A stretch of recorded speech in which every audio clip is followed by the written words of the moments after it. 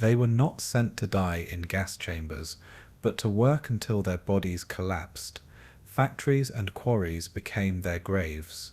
These were the Nazi slave labor camps, industrial graveyards of humanity, where millions of men, women were exploited to feed the machinery of war. From quarries that echoed with the crack of whips, to factories where skeletal prisoners assembled weapons for the Reich, the camps were not just prisons, they were engines of death by exhaustion. It began with ideology. The Nazis saw entire groups of people as subhuman, fit only for exploitation. Political prisoners, Jews, Romani people, Soviet POWs, and civilians from every corner of occupied Europe were rounded up, stripped of dignity, and forced into a life where sunrise meant another day of back-breaking toil. Starvation rations, brutal overseers, and impossible quotas turned daily survival into a gamble against despair. For many, the camps were a slow execution, not by gas, but by hunger, disease, and exhaustion. But these camps were more than just punishment. They were profit. Behind the barbed wire, corporations like IG Farben, Krupp, Siemens, and BMW reaped the benefits of a captive workforce. Entire industries were built on human misery, their factories fueled by slave laborers who had no choice, no rights, and no voice.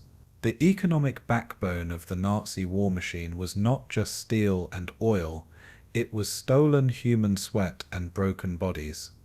Prisoners worked in underground tunnels, where the air itself choked them, digging out secret factories to shield Nazi weapons from Allied bombs. Others toiled in quarries, breaking stones with bare hands until their skin bled, while still others labored on German farms, railroads, and construction projects, building the very infrastructure that chained Europe in occupation. Each camp was a place where cruelty met efficiency, where human life was ground down into production statistics. Yet even in the darkest of these camps, sparks of resistance flickered.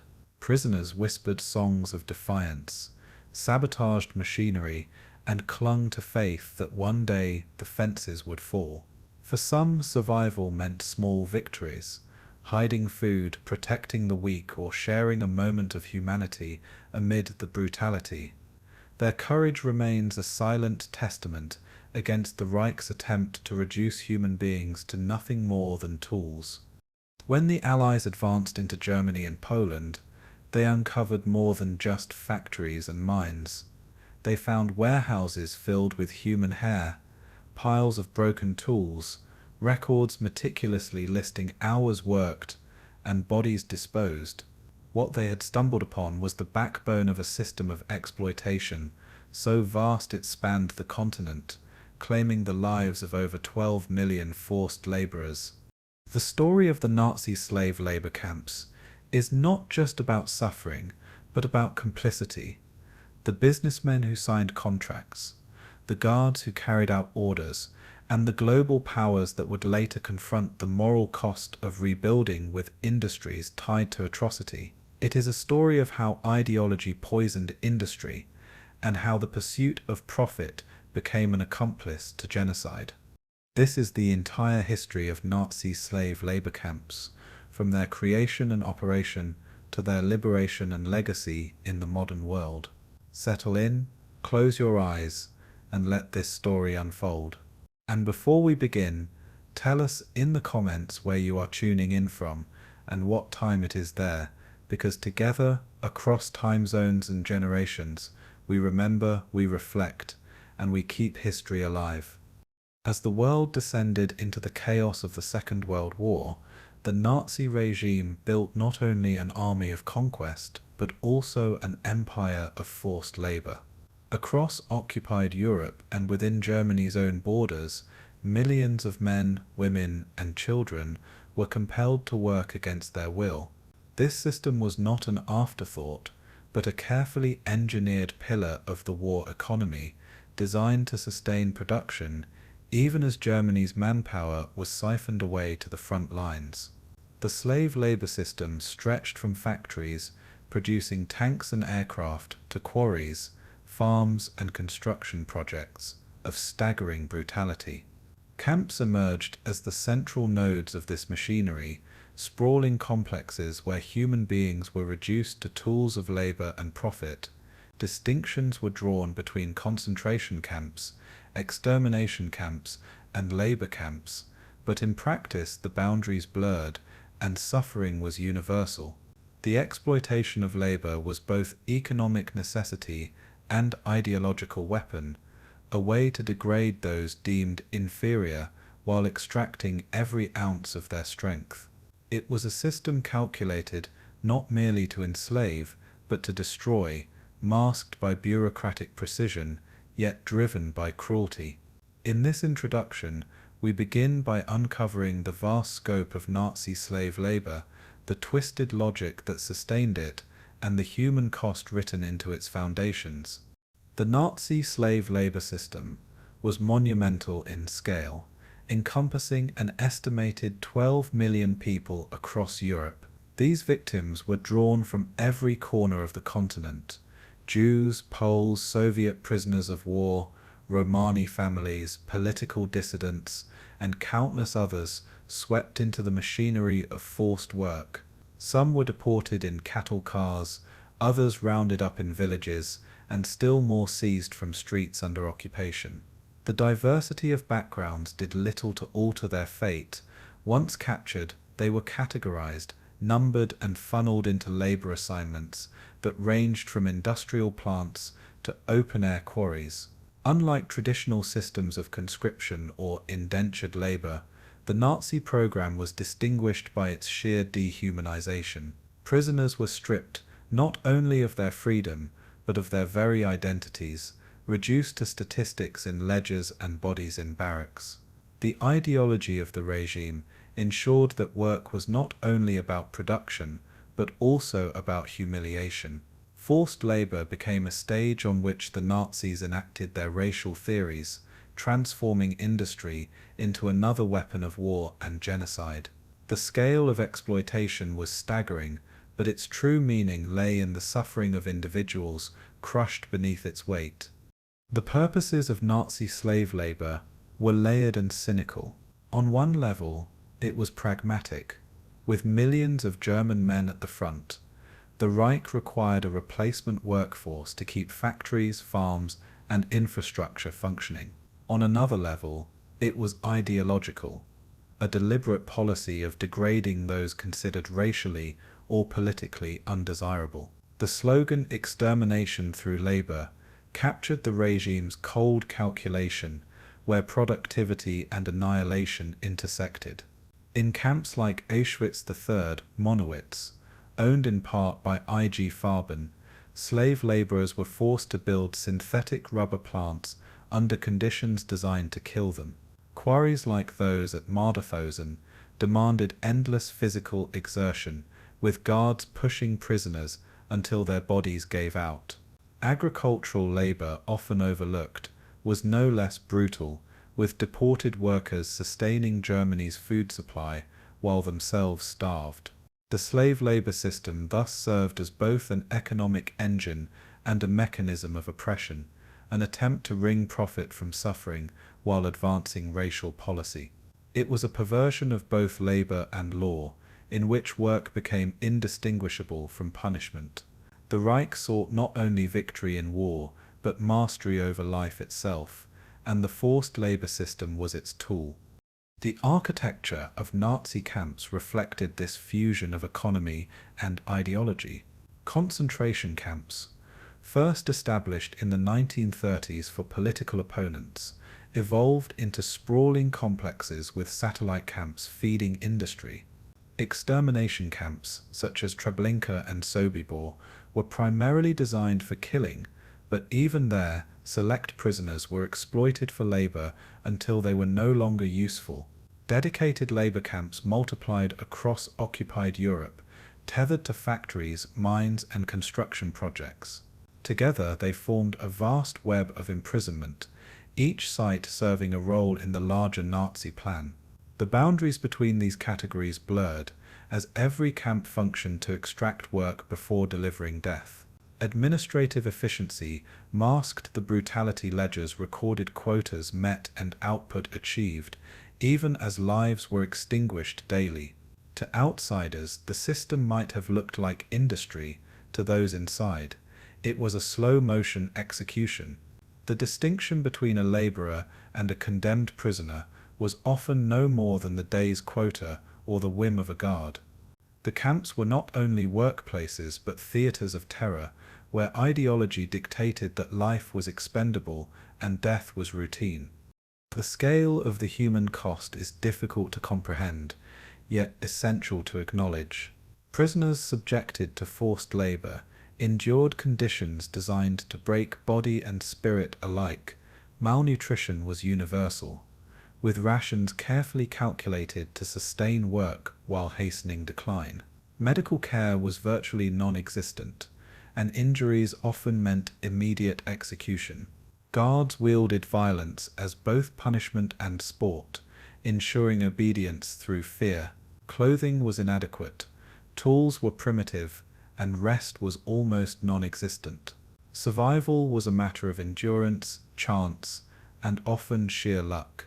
The phrase living death echoed among survivors, who described the camps as places where existence itself was stripped of meaning.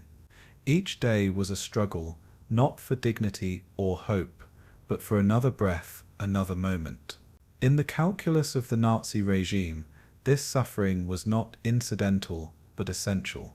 It was the very point of the system, a demonstration of the Reich's power to command life while extinguishing it. The cost was not measured only in production, but in the deliberate annihilation of human vitality. To understand the machinery of Nazi forced labor is to confront the collision of modern bureaucracy with medieval cruelty. The system was organized with chilling efficiency, trains scheduled to the hour, quotas logged in, meticulous records, industries aligned with SS administration. Yet beneath this facade of order was unrelenting chaos for the victims. Families were torn apart in deportations, identities erased, and lives reduced to statistics. Industrial titans partnered with the SS, transforming camp populations into expendable workforces. What might appear as rational economics was in truth irrational inhumanity, for the system consumed its workers at a pace that made sustainability impossible. Factories collapsed for lack of living laborers, and quarries claimed lives faster than they produced stone. The Nazi regime demonstrated that under dictatorship, science and industry could be perverted into engines of cruelty. It is this convergence between modernity and barbarism that makes the story of slave labor both unique and horrifying. The camps were not relics of the past, but warnings for the future, showing how civilization can regress under the guise of progress. This introduction sets the stage for a deeper exploration of Nazi slave labor, a system that blurred the line between economic exploitation and genocidal intent. Over the chapters to come, we will trace its origins, examine its machinery, and hear the voices of those who endured it. We will see how policies of labor were intertwined with ideologies of race, how corporations profited from cruelty, and how survivors bore witness to the unimaginable. The scope is vast, stretching across nations and industries, but the core is always human. Individuals stripped of freedom, dignity, and often life itself. Their stories remind us that history is not only a record of strategies and systems, but also of suffering and resilience.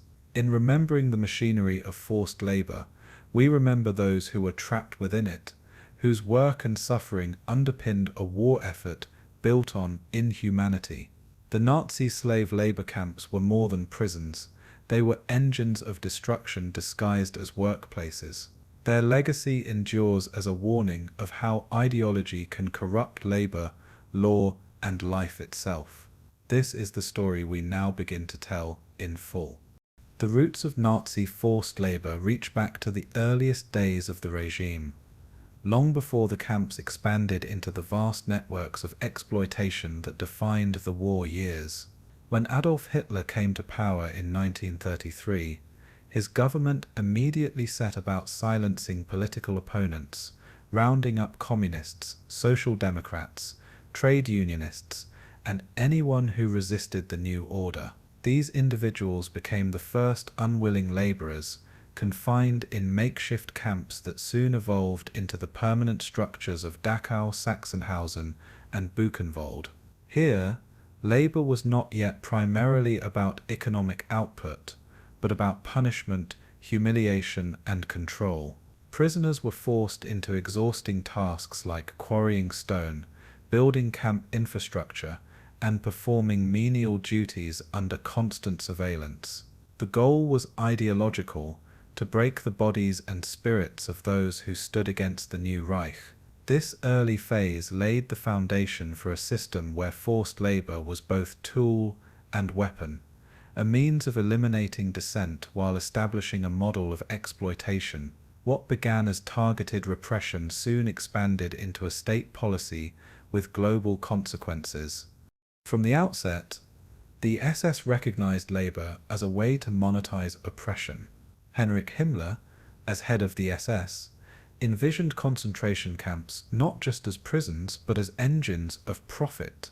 Early experiments involved leasing prisoners to private firms or assigning them to state projects, like road construction under the Reich's Autobahn initiative. Prisoners were compelled to work without pay, their rations barely sufficient to survive, while camp authorities extracted maximum output. The logic was perverse yet effective. Germany could eliminate political opposition while simultaneously benefiting from unpaid labor. This fusion of ideology and economics marked the first steps toward what would become a vast system of extermination through work. As the Nazi state consolidated power, these policies grew increasingly systematic, with bureaucracies established to oversee labor allocation and contracts with industries. Already, the outlines of the machinery were visible: prisoners as a disposable workforce, corporations as beneficiaries, and the SS as the broker of human lives. The escalation of forced labor corresponded with the Nazi expansionist vision of Lebensraum, the idea that conquered territories would provide both resources and manpower for the Reich. As Germany annexed Austria in 1938 and occupied Czechoslovakia in 1939, political opponents, Jews, and other targeted groups were absorbed into the growing system of detention and coerced labor. These annexations served as proving grounds for Nazi methods of control, mass arrests, deportations, and the funneling of victims into camps or forced work brigades. With the outbreak of the Second World War in September 1939, the scale expanded dramatically. Poland became the laboratory of terror, its population subjected to mass roundups and deportations, with Polish Jews and civilians forced into grueling tasks under the authority of both the Wehrmacht and the SS. What had once been a system focused on internal dissent now became a mechanism of domination over entire nations. Forced labor was no longer a byproduct of Nazi rule, it was central to it. The war created new demands that accelerated the institutionalization of coerced labor. With millions of German men conscripted into the armed forces, labor shortages at home threatened to cripple the war economy. The Nazi leadership responded by exploiting conquered populations, first in occupied Poland, then in France, Belgium, the Netherlands, and beyond. Civilian workers were deported en masse, often through brutal roundups known as razzias, where German soldiers swept through towns and villages to seize men and women. Trains carried these victims into the heart of Germany, where they were dispersed into farms, mines, and factories. Soviet prisoners of war suffered even worse, with millions captured during Operation Barbarossa in 1941 and subjected to appalling conditions of neglect and overwork. In this period, forced labor shifted from an opportunistic practice into a deliberate state strategy, managed by a growing bureaucracy and backed by ideology. The Reich treated entire populations as expendable resources to be drained for Germany's benefit. Political prisoners remained a vital part of the system, serving as both laborers and symbols of Nazi authority. Inside the camps, they were forced to work on construction projects, roadworks, and armaments manufacturing. Their treatment was especially brutal, designed not only to extract labor, but to send a message: resistance would be punished through degradation. The SS used these prisoners to refine methods of control, experimenting with systems of punishment, reward, and surveillance that could be applied on a mass scale. As the camps expanded, the presence of political prisoners gave way to waves of new groups: Jews, Romani, homosexuals, Jehovah's Witnesses, and later, millions of civilians from occupied lands. Yet the early experience with political prisoners provided the blueprint for exploitation. Forced labor had proven effective as both repression and profit, and the regime would replicate this model on an unprecedented scale. The story of Nazi labor begins with political dissenters, but rapidly widened to engulf entire populations. By 1940, forced labor was deeply embedded in the structure of the Reich. The Nazi state established the general government in occupied Poland, where civilians were systematically conscripted into agricultural and industrial work for German needs. Laws and decrees codified the obligation of conquered peoples to serve the occupiers, stripping away legal protections and reducing them to objects of utility. The Reich's industries eagerly adapted, integrating slave laborers into production lines. This expansion marked a critical shift. Forced labor was no longer confined to camps, but became a feature of everyday life across occupied Europe. Villages were emptied, families torn apart, and entire communities transplanted into Germany's industrial heartlands. The line between civilian life and imprisonment blurred as occupation itself became synonymous with forced work. The Nazi vision of a continent reordered under German control was built not only on tanks and weapons, but on the bent backs of millions compelled to labor. The origins of Nazi forced labor reveal both its calculated pragmatism and its ideological ruthlessness. What began with political prisoners in the early camps grew into a continental system of exploitation, designed to feed the war machine while enforcing racial hierarchy. The early years established the key components: the SS as administrator, industry as collaborator, and the victims as a pool of disposable labor. As the Reich expanded, so too did the machinery, swallowing millions into its grip. The trajectory was clear: labor was not simply an economic necessity, but a weapon of domination, humiliation, and extermination. The Nazi state had discovered a way to merge ideology with profit, brutality with efficiency, and oppression with organization. The system's origins were thus not accidental, but intentional, forged in the crucible of dictatorship, and refined through conquest. To understand what followed, the vast networks of camps, the industrial scale of exploitation, we must recognize these beginnings. The seeds of horror were planted early, and by war's height, they had grown into an empire of enslavement. As the war intensified, Nazi Germany faced a crippling contradiction. It demanded ever greater industrial output, yet millions of its able-bodied men were consumed by the battlefield. Factories that produced tanks, aircraft, and munitions strained under shortages of manpower, while farms struggled to maintain the food supply. The war economy could not function without a replacement workforce, and for the Nazi regime, the solution lay in ruthless exploitation. Occupied territories became reservoirs of human beings to be harvested like raw materials, seized and shipped into the Reich. The logic was brutally simple: Conquered populations existed not as equals, but as resources to be drained for Germany's survival. The Reich's hunger for workers became insatiable, stretching from Poland and the Soviet Union to France, Belgium, and the Netherlands. By 1942, this need had grown so acute that forced labor was no longer incidental, but the cornerstone of German wartime production. Germany's factories and farms were fueled by stolen hands, each swing of a hammer, and each turn of soil extracted from unwilling captives. The Reich's survival depended not on voluntary contribution, but on coerced endurance. The shortages grew more pressing as the war spread eastward. Operation Barbarossa, the invasion of the Soviet Union in 1941, consumed millions of German soldiers and left massive gaps in the home front labor force. Hitler's vision of Lebensraum, living space for Germans, was accompanied by the belief that Slavic populations could be reduced to a permanent underclass of workers.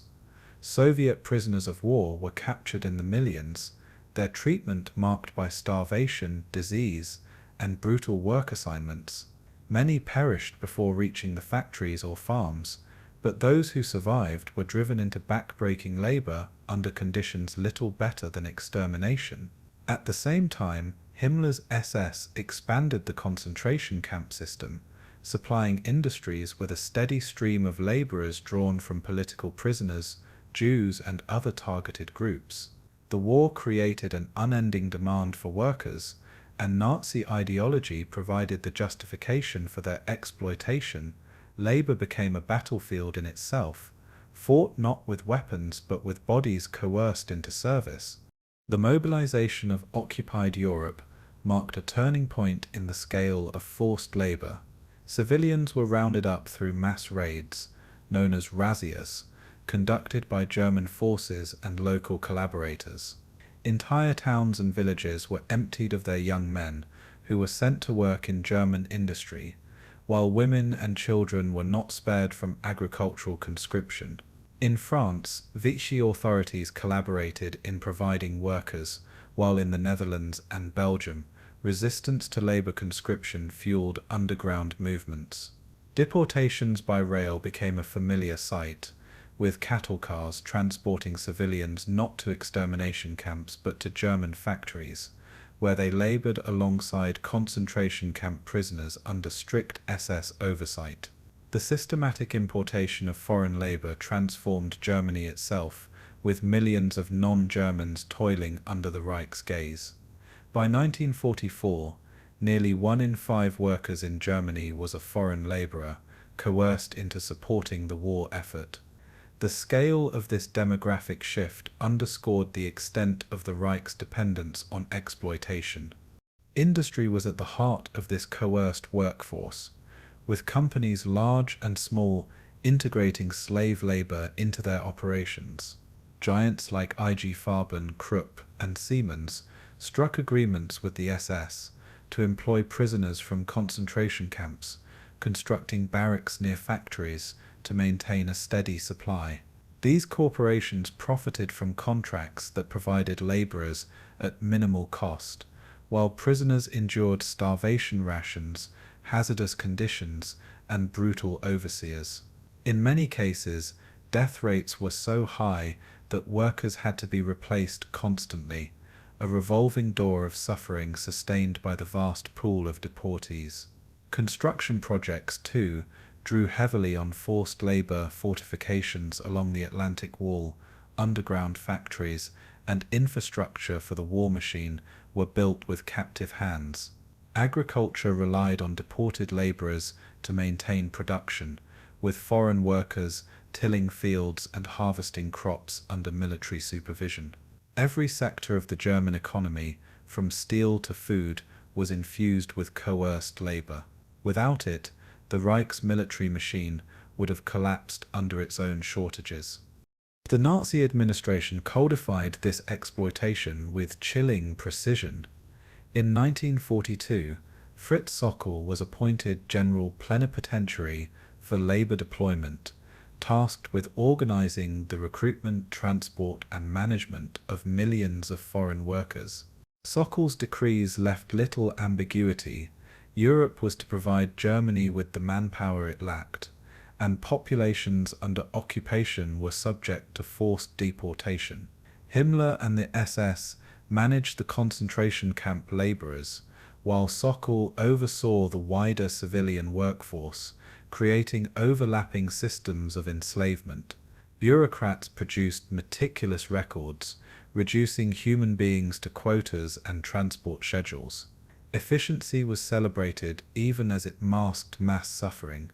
The Reich prided itself on organization, but behind the paperwork were human beings dragged from their homes, shackled by hunger, and pushed into relentless toil.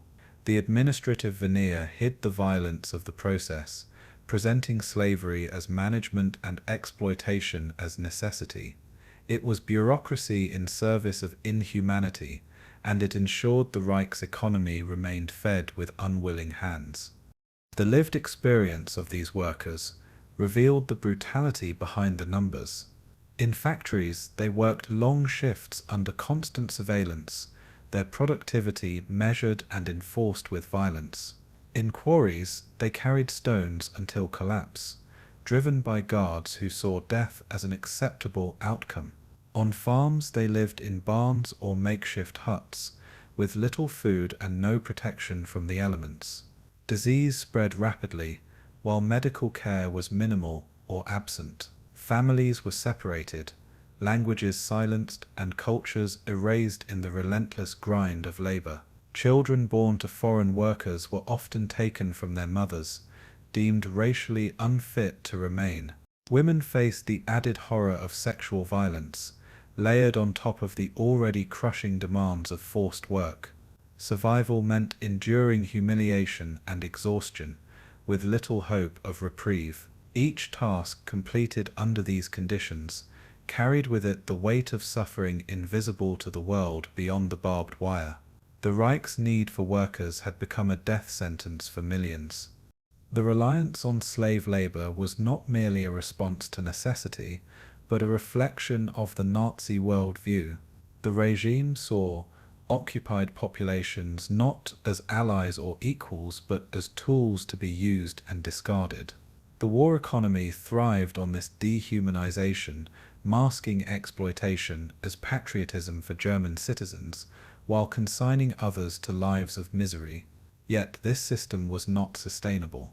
The relentless overwork, the high death rates, and the inefficiencies of constant replacement eroded productivity, even as they inflicted immense suffering.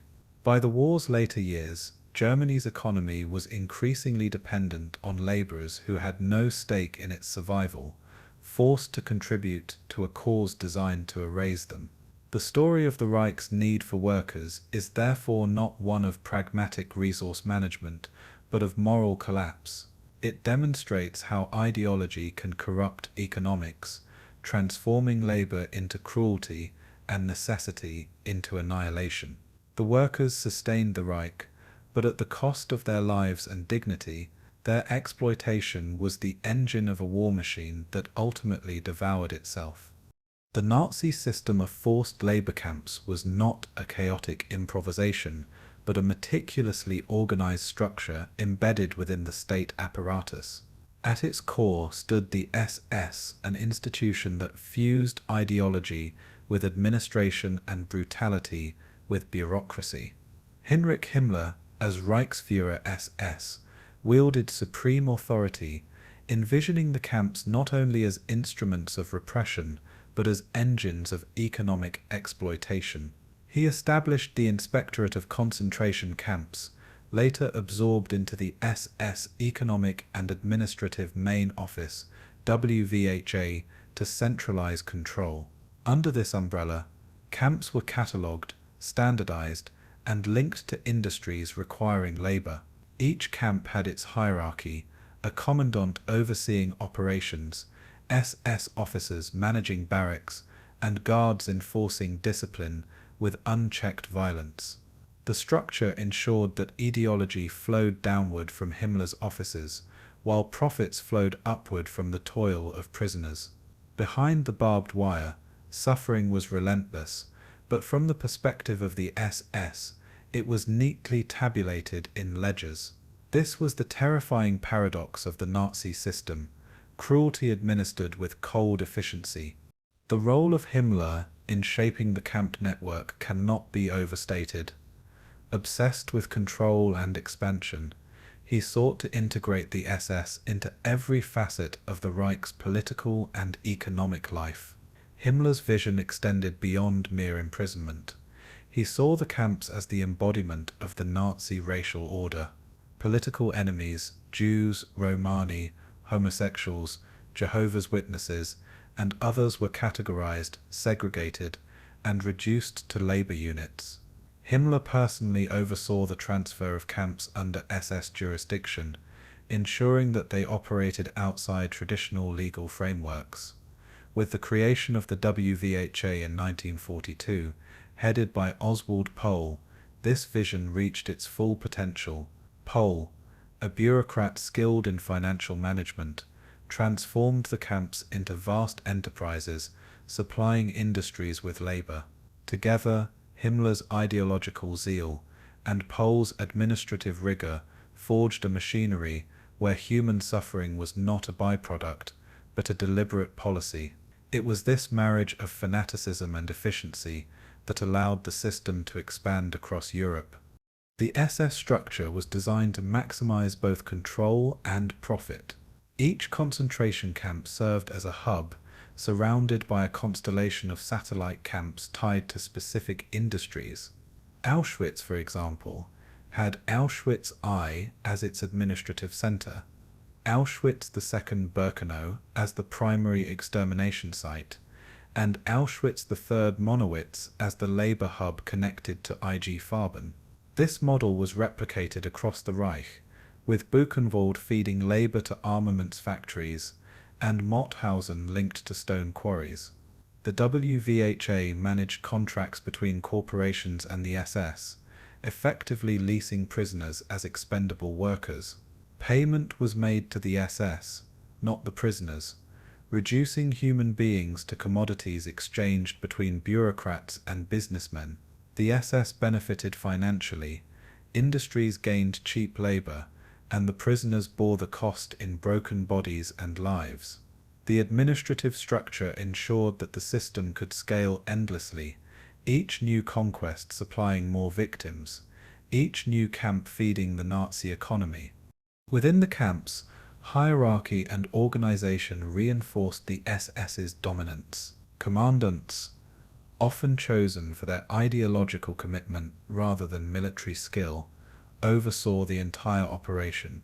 Beneath them were block leaders, SS officers who managed daily routines and enforced discipline.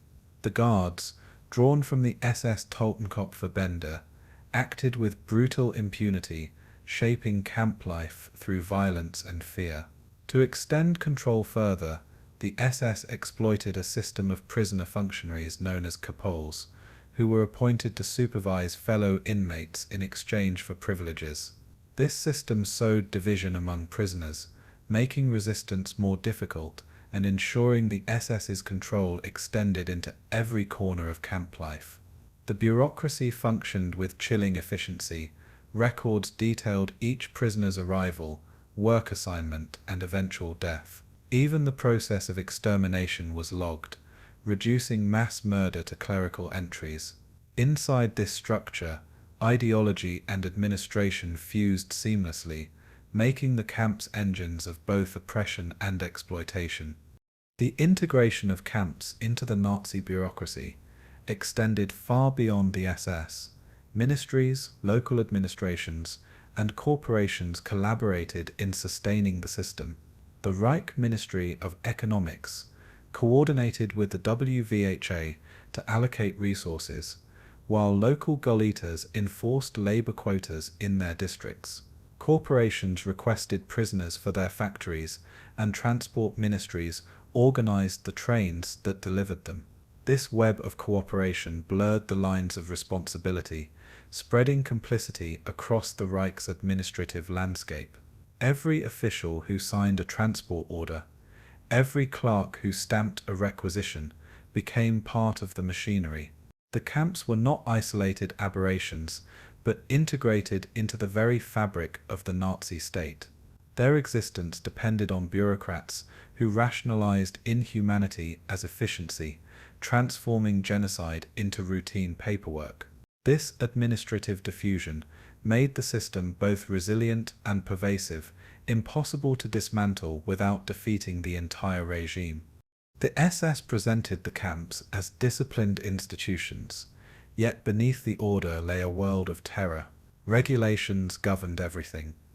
The length of work shifts, the size of rations, the schedule of roll calls, and the punishments for infractions. But these rules served less to protect prisoners than to systematize their degradation. Prisoners marched to work in precise formations, their movements dictated by whistles and shouts, a grim parody of military discipline. Quotas were enforced without regard for human capacity, ensuring exhaustion and death were inevitable outcomes. Records were meticulously maintained, but they catalogued suffering rather than alleviated it. Guards documented beatings, executions, and deaths, as if logging routine statistics. The veneer of order concealed a system designed to dehumanize, where every regulation was a tool of domination. This was administration as terror, where bureaucracy itself became a weapon. The organization of the Nazi camp system reveals the essence of dictatorship, the transformation of ideology into structures, policies, and routines. Himmler's SS did not simply oversee brutality, it institutionalized it, embedding forced labor into the Nazi state as a matter of policy and profit. The WW2 exemplified this fusion, turning suffering into contracts and quotas. The cooperation of industries, ministries, and local officials ensured that the system extended across Europe, touching millions of lives. Within this web, the camps became more than prisons. They were factories of death disguised as workplaces, nodes in a network of exploitation that sustained the war. The administrative order gave the illusion of civilization, but its purpose was annihilation. In the Nazi system, paperwork and profit masked violence and murder, creating a machinery that was as efficient as it was inhuman. To understand the camps is to understand this structure, where cruelty was not chaotic but calculated, not incidental but institutional. The Nazi camp system was not monolithic, but a complex web of facilities designed for different purposes, each serving the regime's dual goals of exploitation and annihilation. At the heart of this network were the concentration camps, the earliest and most notorious institutions of the SS. Originally created in the 1930s to imprison political opponents, these camps soon evolved into sites of mass incarceration for Jews, Romani, homosexuals, Jehovah's Witnesses, and others deemed undesirable. Within their barbed wire fences, prisoners endured starvation, disease, violence, and endless labor assignments, often for industries linked directly to the war effort. Yet concentration camps were not only prisons, they became testing grounds for methods of control, punishment, and extermination. Some, like Dachau and Buchenwald, expanded into massive complexes with satellite camps feeding industries across the Reich. Their defining feature was their centrality. They served as hubs of suffering, supplying labor to external projects while embodying the ideology of Nazi domination. Concentration camps were thus both symbols and engines of the Reich system, the nucleus from which other forms of labor exploitation radiated. Satellite labor camps, known as Außenlager, proliferated across occupied Europe as the war economy demanded more hands. These smaller facilities were extensions of larger concentration camps, strategically placed near factories, mines, and construction sites. Prisoners were transferred from main camps to these satellites, where they labored under SS supervision, but were directly tied to industrial production. Auschwitz, the third Monowitz, for example, was created to serve IG Farben's massive synthetic rubber and fuel plant, while subcamps of Buchenwald supplied armaments factories. The conditions in these camps were often worse than in the main facilities, as oversight was minimal and corporations sought maximum output at minimum cost. Starvation, exhaustion, and accidents were rampant, with prisoners worked to death in service of both the SS and private industry.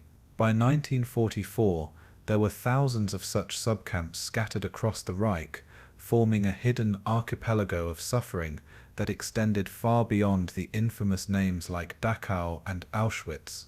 These camps demonstrated how deeply forced labor was embedded into Germany's economic fabric. Another category of forced labor facilities was the prisoner of war camps, known as stalags and ovlags, which initially adhered loosely to international conventions but soon descended into brutality.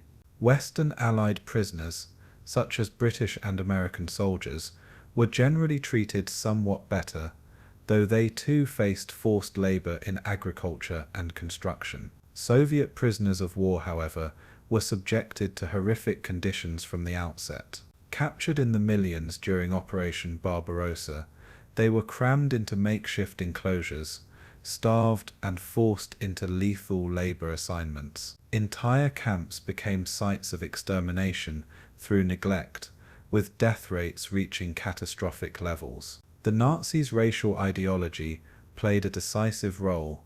Slavic POWs were deemed subhuman, and their lives were considered expendable in pursuit of labor quotas. These camps blurred the line between military imprisonment and concentration camps, demonstrating how the rules of war were discarded when ideology dictated otherwise. For Soviet POWs, captivity was not survival, but a death sentence disguised as work. Specialized labor camps tied directly to industries highlighted the symbiosis between the Nazi regime and private corporations. These facilities were designed to serve specific economic needs: mining operations, armaments production, construction of fortifications, and even the building of underground factories to protect from Allied bombing. Martialsen, with its notorious stone quarries, epitomized this model, where prisoners hauled massive blocks under murderous conditions until collapse or death. At Dora Mittelbau, prisoners labored in subterranean tunnels to assemble V-2 rockets, the technological marvels of German weaponry built on a foundation of human suffering. Each specialized camp represented a fusion of industrial ambition and SS brutality, where corporate executives and camp commandants collaborated to ensure continuous exploitation. The prisoners became disposable components in a vast industrial machine, their deaths treated as inevitable wastage to be replaced by new transports. These camps exposed the complicity of German business in the machinery of forced labor, where profit and ideology converged seamlessly. Agricultural labor camps represented another layer of the system, essential for maintaining the food supply in a war economy under siege. Foreign workers, particularly from Poland and the Soviet Union, were deported en masse to work on German farms. These camps were less visible than industrial complexes, but their conditions were equally degrading. Workers were housed in barns or primitive barracks, provided with minimal food, and subjected to violence from both guards and local authorities. Many were forced to endure long hours in the fields, often with no protective clothing against harsh weather. Women were particularly vulnerable, facing both physical abuse and sexual exploitation. These agricultural camps underscored how forced labor was not limited to military production, but infused into daily life across Germany. Even rural landscapes became stages of exploitation, where harvests were gathered with the sweat and blood of deported workers. The countryside was no sanctuary. It was another frontier of the Reich's system of enslavement. The diversity of camp types illustrates the adaptability of the Nazi forced labor system. Whether through concentration camps, subcamps, POW facilities, industrial complexes, or farms, the regime found ways to harness human beings for every conceivable task. The categories overlapped, and boundaries blurred, but the purpose remained constant: to extract labor under conditions designed to degrade and destroy. Camps could shift functions rapidly, transforming from detention sites to labor hubs or extermination centers, depending on strategic needs. The bureaucracy that managed these facilities treated human beings as interchangeable units, reassigning them across sectors with no regard for survival. The result was a patchwork system unified by ideology and sustained by cruelty. Each camp, regardless of type, fed into the same overarching machinery, the war effort powered by human suffering. This adaptability made the system resilient and pervasive, touching millions of lives across occupied Europe. Ultimately, the various types of labor camps reveal the breadth of Nazi ambition and the depth of its inhumanity. From the massive concentration camp complexes to the small satellite facilities, from POW enclosures to industrial workshops, the system operated as a seamless network of exploitation. It was not a single institution, but an empire of camps, each tailored to a specific function, yet bound together by the same logic of domination. The distinctions between them matter for historical understanding, but for the victims, the experience was uniformly one of terror, exhaustion, and despair. Their labor sustained the Reich, their suffering enriched both state and industry, and their deaths were written off as collateral. The diversity of camp types ensured that no sector of society was untouched by forced labor, embedding cruelty into the fabric of daily life. The Nazi regime created not just camps but a civilization of enslavement, a society where work was weaponized against humanity itself. Among the sprawling network of Nazi labor camps, certain sites became infamous not only for their size, but for their central role in sustaining the war machine. Chief among them was Auschwitz III, also known as Monowitz, a subcamp specifically constructed to serve the industrial giant IG Farben. Located near the main Auschwitz complex, Monowitz was designed as a labor camp feeding into the massive Bühne Werke plant, where synthetic rubber and fuel were to be produced. Prisoners, primarily Jews deported from across Europe, were forced to build the factory under conditions so brutal that survival was rare. Daily shifts stretched to exhaustion, with malnutrition, disease, and beatings reducing life expectancy to mere weeks. IG Farben executives worked closely with the SS to maintain a constant flow of workers, regarding prisoners as expendable components in their enterprise. When one died, another was brought in, transported in cattle cars from ghettos and deportations. Monowitz epitomized the deadly fusion of industry and ideology, where corporate ambition aligned seamlessly with Nazi brutality. The factory itself was never completed, but its foundations remain as a testament to the human lives consumed in its construction. Dachau, one of the earliest concentration camps, evolved into a hub with a network of over 100 subcamps scattered across southern Germany. Established in 1933 as a detention site for political opponents, Dachau became a prototype for the Nazi camp system. By the war years, it supplied forced labor to industries ranging from armaments to textiles, embedding itself into Bavaria's economic life. The subcamps included sites attached to Messerschmitt aircraft factories and construction projects critical to the war effort. Prisoners endured relentless labor, constructing aircraft parts under the constant roar of machinery and the scrutiny of guards. The conditions were harrowing: inadequate food, minimal shelter, and constant violence ensured high death rates. Dachau itself became infamous for its brutal medical experiments, but its labor role was equally significant. Through its satellite network, the camp tied countless industries directly to the exploitation of human lives. Dachau demonstrated how the concentration camp system spread its roots into the very fabric of the German economy, transforming whole regions into landscapes of forced labor. Buchenwald, located near Weimar, emerged as one of the largest and most versatile labor camps in the Reich. Established in 1937, it initially held political prisoners, but later expanded to include Jews, Romani, prisoners of war, and others targeted by the regime. Buchenwald became notorious for its vast labor projects, supplying prisoners to armaments factories, stone quarries, and the nearby Gustloff works, which produced weapons and ammunition.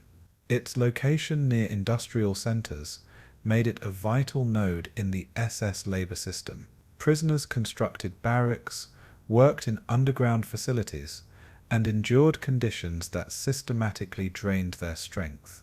The camp's satellite network stretched into central Germany, embedding itself in industries critical to the Nazi war effort. Buchenwald's administration exemplified the SS's ability to turn incarceration into profit, with meticulous records kept of output and mortality. Survival here depended on luck and resilience, but for most the relentless cycle of labor and brutality led only to death. Buchenwald stood as a model of how forced labor could be industrialized, integrated, and expanded into every sector of the wartime economy. Mauthausen, situated in Austria, was infamous for its stone quarries and the concept of extermination through labor. Prisoners were forced to haul massive granite blocks up the infamous stairs of death, climbing steep steps while burdened with crushing loads. Collapse meant being beaten or pushed to their deaths, and exhaustion was treated as weakness deserving punishment. Mauthausen's quarry operations supplied stone for monumental Nazi construction projects, including plans for grandiose buildings in Berlin. The camp became synonymous with brutality, where labor itself was designed as a method of execution. As the war progressed, Mauthausen expanded to include armaments production and underground factories, using prisoners to build tunnels and facilities for weapon assembly. Its network of subcamps spread across Austria, feeding industries while draining the lives of tens of thousands. The camp embodied the purest form of exploitation, where labor was not a means of survival, but a weapon of annihilation. For those who endured the quarries, every step was a confrontation with death. Ravensbrück, though less known than Auschwitz or Dachau, played a unique role as the primary camp for women.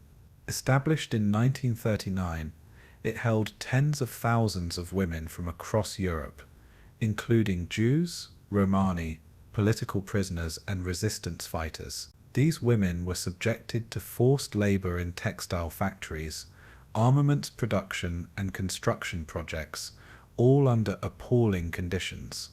Ravensbrück also became a site of horrific medical experiments, but its labor function was equally destructive. Women were leased to companies such as Siemens, producing electrical components under starvation rations and constant abuse. Many perished from exhaustion, malnutrition, or executions carried out to enforce discipline. Ravensbrück demonstrated that forced labor was not limited to men or military prisoners, but extended to women, who endured both physical exploitation and gender-specific abuse. Its existence underscored the breadth of the Nazi system, which recognized no limits in its search for labor. Every body, regardless of age or gender, could be commodified and consumed. Neuengamme, located near Hamburg, became another central hub for forced labor, supplying industries tied to the port city and its naval facilities. Prisoners at Neuengamme labored in brickworks, producing materials for construction, and later in armaments and shipbuilding industries. The camp's proximity to Hamburg meant it was heavily involved in projects tied to the Luftwaffe and naval expansion.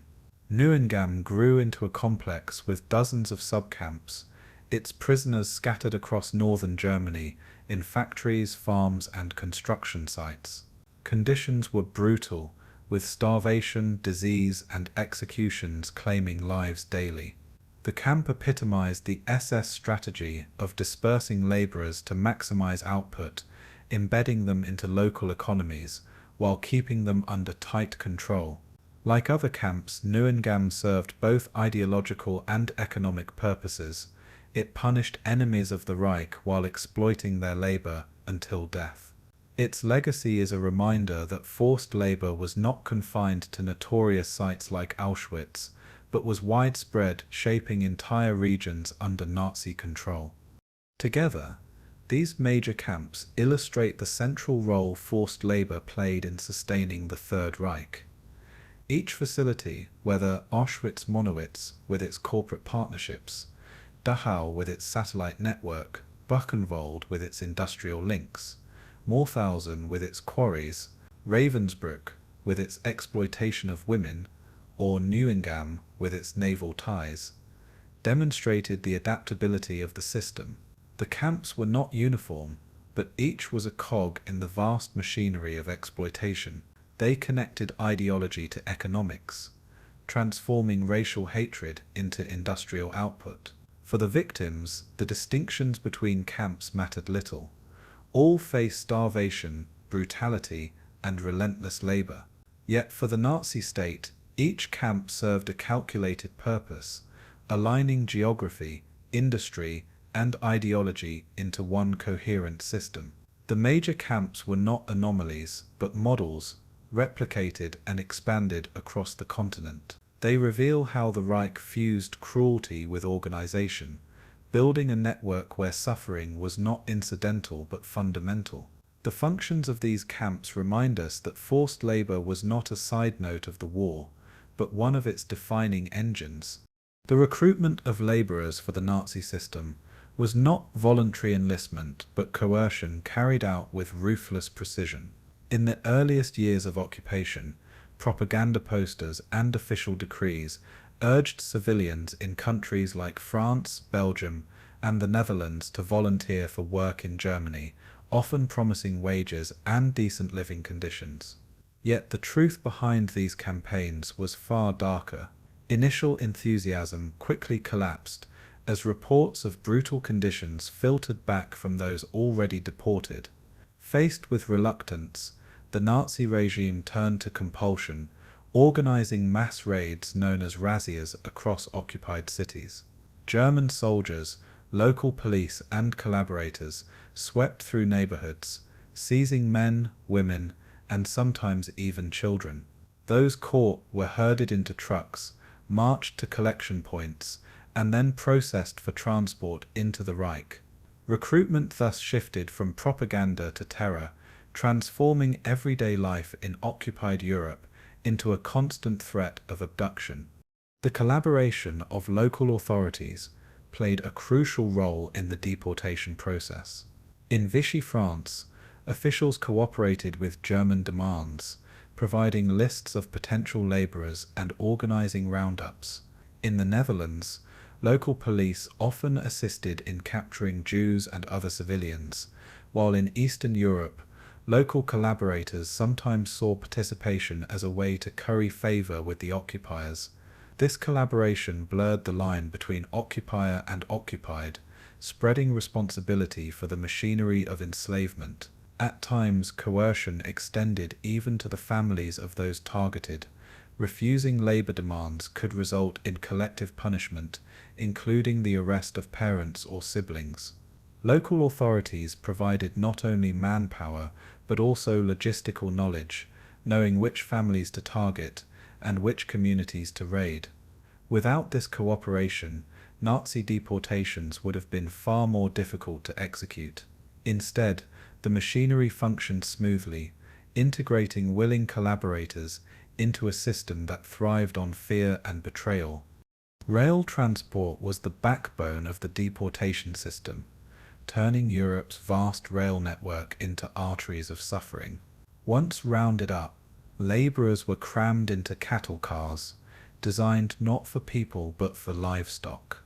Conditions inside were unbearable: overcrowding, lack of food, absence of water, and no sanitation. Journeys lasted days, sometimes weeks, with countless deaths occurring en route. The trains were guarded, ensuring no escape, while timetables were coordinated with meticulous precision by the German Transport Ministry. Each convoy was logged, recorded as part of the Reich's bureaucratic efficiency.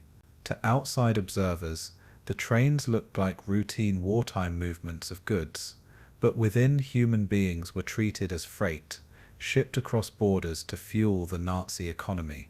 The clattering of wheels on tracks became a sound synonymous with fear, a symbol of how modern infrastructure was weaponized for inhuman ends. Every arrival at a camp or factory marked the conclusion of a journey that had already stripped victims of dignity and hope. The targeting of Jews, Poles, Soviets, and Romani populations reflected the ideological core of the Nazi regime.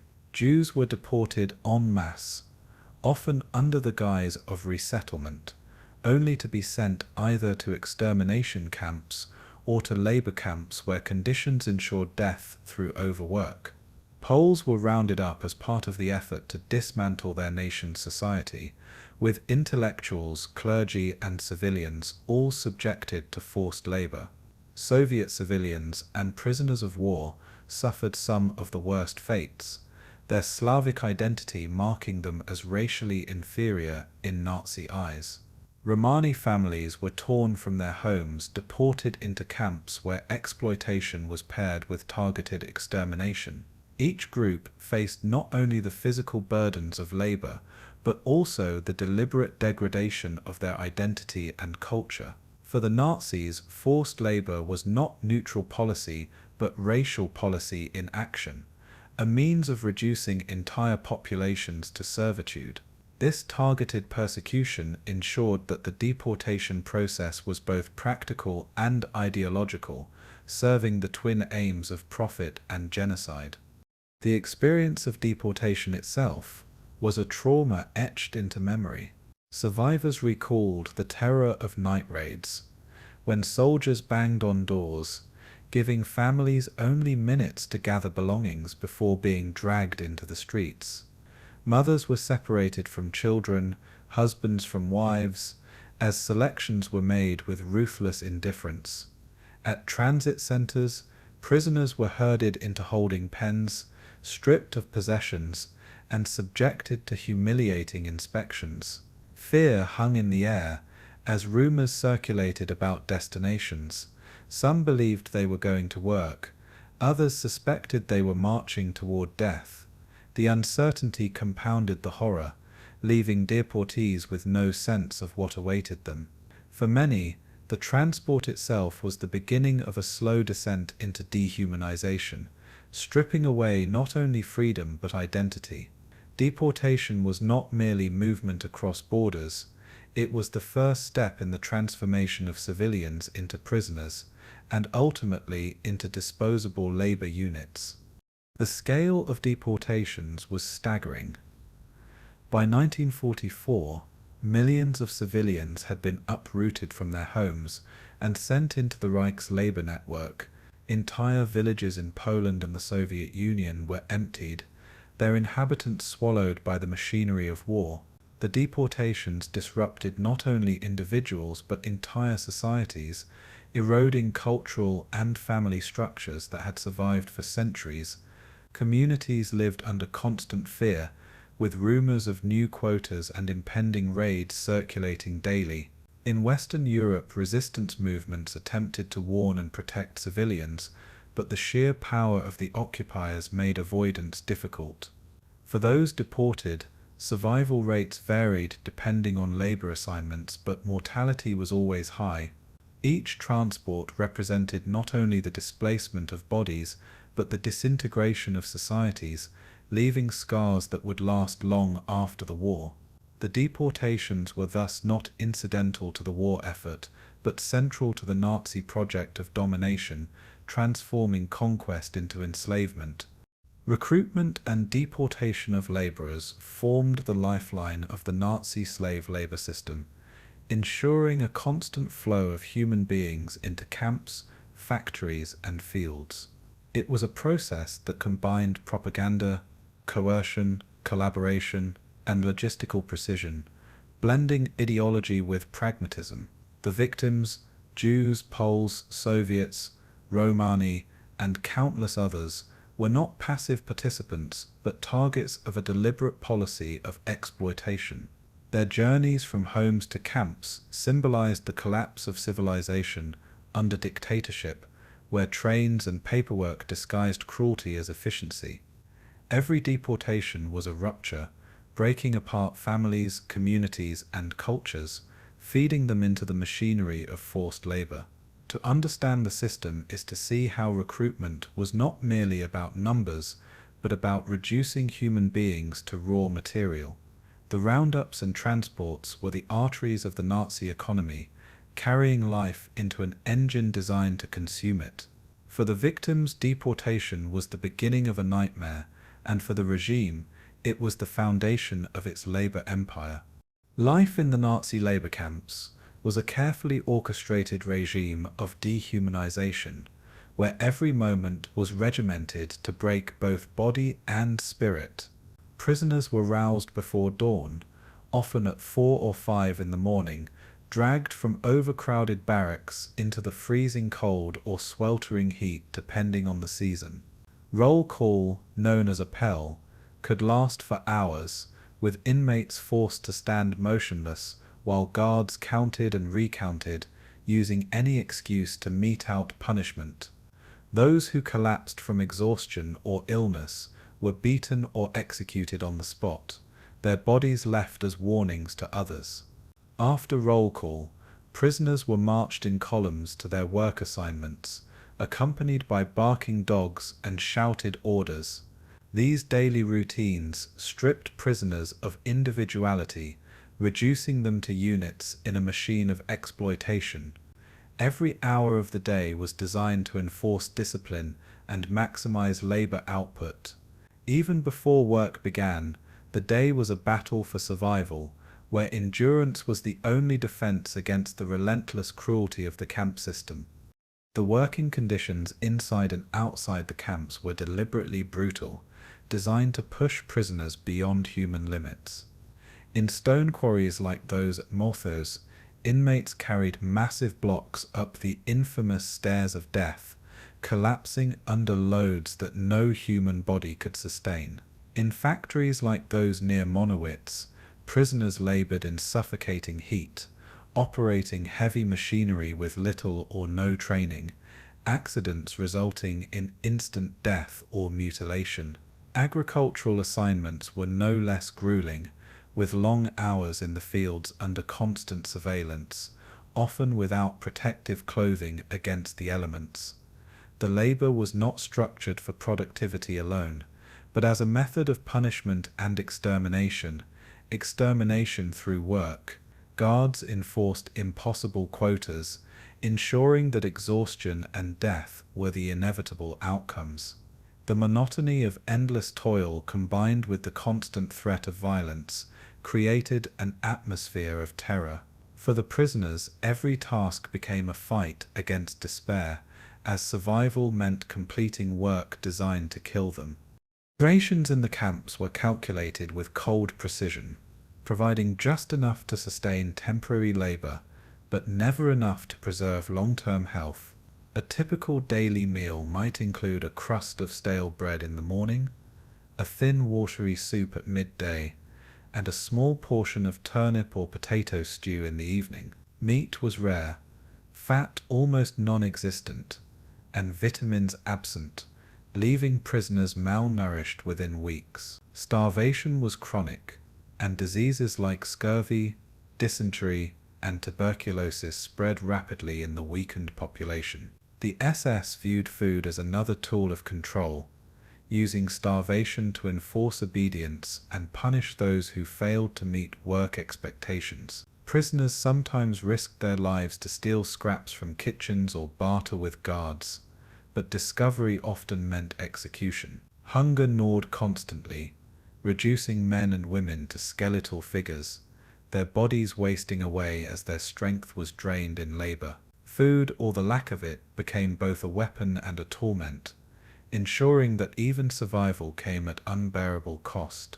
Clothing and shelter in the camps offered little protection against the elements, compounding the suffering of prisoners.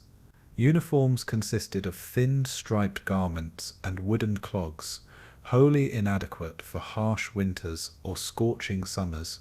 In freezing weather, prisoners endured frostbite, their fingers and toes blackening without medical aid. In summer, the relentless sun scorched exposed skin, leaving prisoners vulnerable to dehydration and collapse. Barracks were overcrowded, with hundreds crammed into wooden huts, designed for a fraction of that number. Straw mattresses, if provided, were filthy and infested with lice and fleas, spreading disease at alarming rates. Sanitation was minimal, with latrines overflowing and washing facilities scarce or non-existent. The stench of human waste mingled with the odors of sweat and sickness, creating an environment of constant misery. Clothing was not replaced when worn out, leaving prisoners in rags that disintegrated under daily use. Shelter, like food, was never intended to sustain life, but to accelerate the decline of those imprisoned. Medical neglect was another defining feature of life in the camps. Officially, infirmaries existed, but in practice they functioned as holding areas for the dying. Doctors, often SS physicians or collaborators, showed little interest in healing, and medicines were in short supply or deliberately withheld. Prisoners too sick to work were deemed useless and frequently selected for execution or transfer to extermination sites. Minor injuries could become death sentences, as infected wounds went untreated and spread quickly in unhygienic conditions. Those who attempted to feign illness to escape labor risked brutal reprisals or being sent directly to their deaths.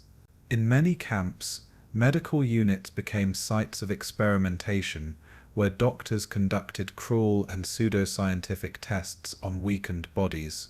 For the majority, medical care was an illusion, part of the system's hypocrisy that cloaked neglect and cruelty under a facade of administration. Illness and injury thus became additional tools of extermination, ensuring that even those who survived hunger and labor faced yet another obstacle in their fight for life. The psychological toll of life in the camps was as devastating as the physical hardships. Stripped of names and identities, prisoners were reduced to numbers tattooed on their arms or sewn onto their uniforms. Family bonds were shattered as loved ones were separated or killed, leaving individuals isolated and alone in their suffering. Daily exposure to violence, beatings, shootings, hangings, eroded any sense of security, instilling constant fear. The degradation was intentional, designed to break the spirit as much as the body. Some prisoners clung to small acts of resistance, such as sharing food, whispering prayers, or preserving scraps of paper to write messages. But these acts came at great risk. Others succumbed to despair, their will to live extinguished by unrelenting cruelty. The camps functioned as psychological laboratories of terror, systematically dismantling the resilience of those within. Yet even here, human dignity flickered in moments of solidarity, where prisoners supported each other against impossible odds. The psychological struggle was as central to survival as the physical one. Taken together, the daily routines, brutal work, starvation, inadequate clothing, medical neglect, and psychological torment defined life in the camps as a relentless descent into suffering. Every aspect of existence was shaped by the system's intent to dehumanize, exploit, and ultimately destroy its captives. Work was not a pathway to survival, but a weapon wielded against prisoners, eroding their strength until death became inevitable. The environment offered no relief. Hunger gnawed constantly, disease spread unchecked, and the mind buckled under fear and despair. Yet within this machinery of oppression, fragments of humanity survived, in the form of whispered prayers, shared crusts of bread, or fleeting gestures of compassion. These moments did not undo the suffering, but offered a reminder that even in the darkest conditions, the human spirit resisted annihilation. Life in the camps was a battle fought hour by hour, where survival itself was an act of defiance. It was a world designed to erase humanity, yet it left behind testimonies that continue to affirm it. The Nazi system of forced labor could not have functioned without the active participation of German industry, which saw in the Reich's brutality an opportunity for profit and expansion. Corporations both large and small lined up to exploit the cheap and expendable labor offered by the SS. Among them, IG Farben, Krupp, and Siemens became notorious examples of companies that wove themselves into the fabric of Nazi crimes. For these firms, forced labor was not merely tolerated, but integrated into their business models, ensuring steady output at minimal cost. The SS provided a constant flow of prisoners from concentration and labor camps, while companies built facilities adjacent to these camps to maximize efficiency. Executives met with Nazi officials not to question morality, but to negotiate contracts, quotas, and prices, reducing human beings to line items on a balance sheet. The collusion between state and industry blurred the line between ideology and commerce, turning cruelty into profit. The factories of Germany, humming with production, were fueled not only by steel and coal, but by the blood and sweat of enslaved laborers. IG Farben stood as the most infamous of these corporate collaborators, embodying the seamless fusion of industrial ambition with Nazi ideology. This chemical conglomerate was one of the largest companies in the world at the time, producing synthetic fuels, rubber, and chemical compounds critical to the war effort. Farben executives struck a direct partnership with the SS, financing the construction of Auschwitz III Monowitz to secure a steady supply of prisoner labor for their Buna worker plant. Prisoners worked in horrific conditions, hauling materials, assembling machinery, and building a factory that ultimately consumed more lives than it produced synthetic rubber. Farben's involvement went beyond labor. The company provided chemicals used in mass killings, including the infamous Zyklon B gas, distributed through its subsidiaries. For IG Farben, prisoners were not workers but raw material, replaceable units whose deaths were factored into production costs.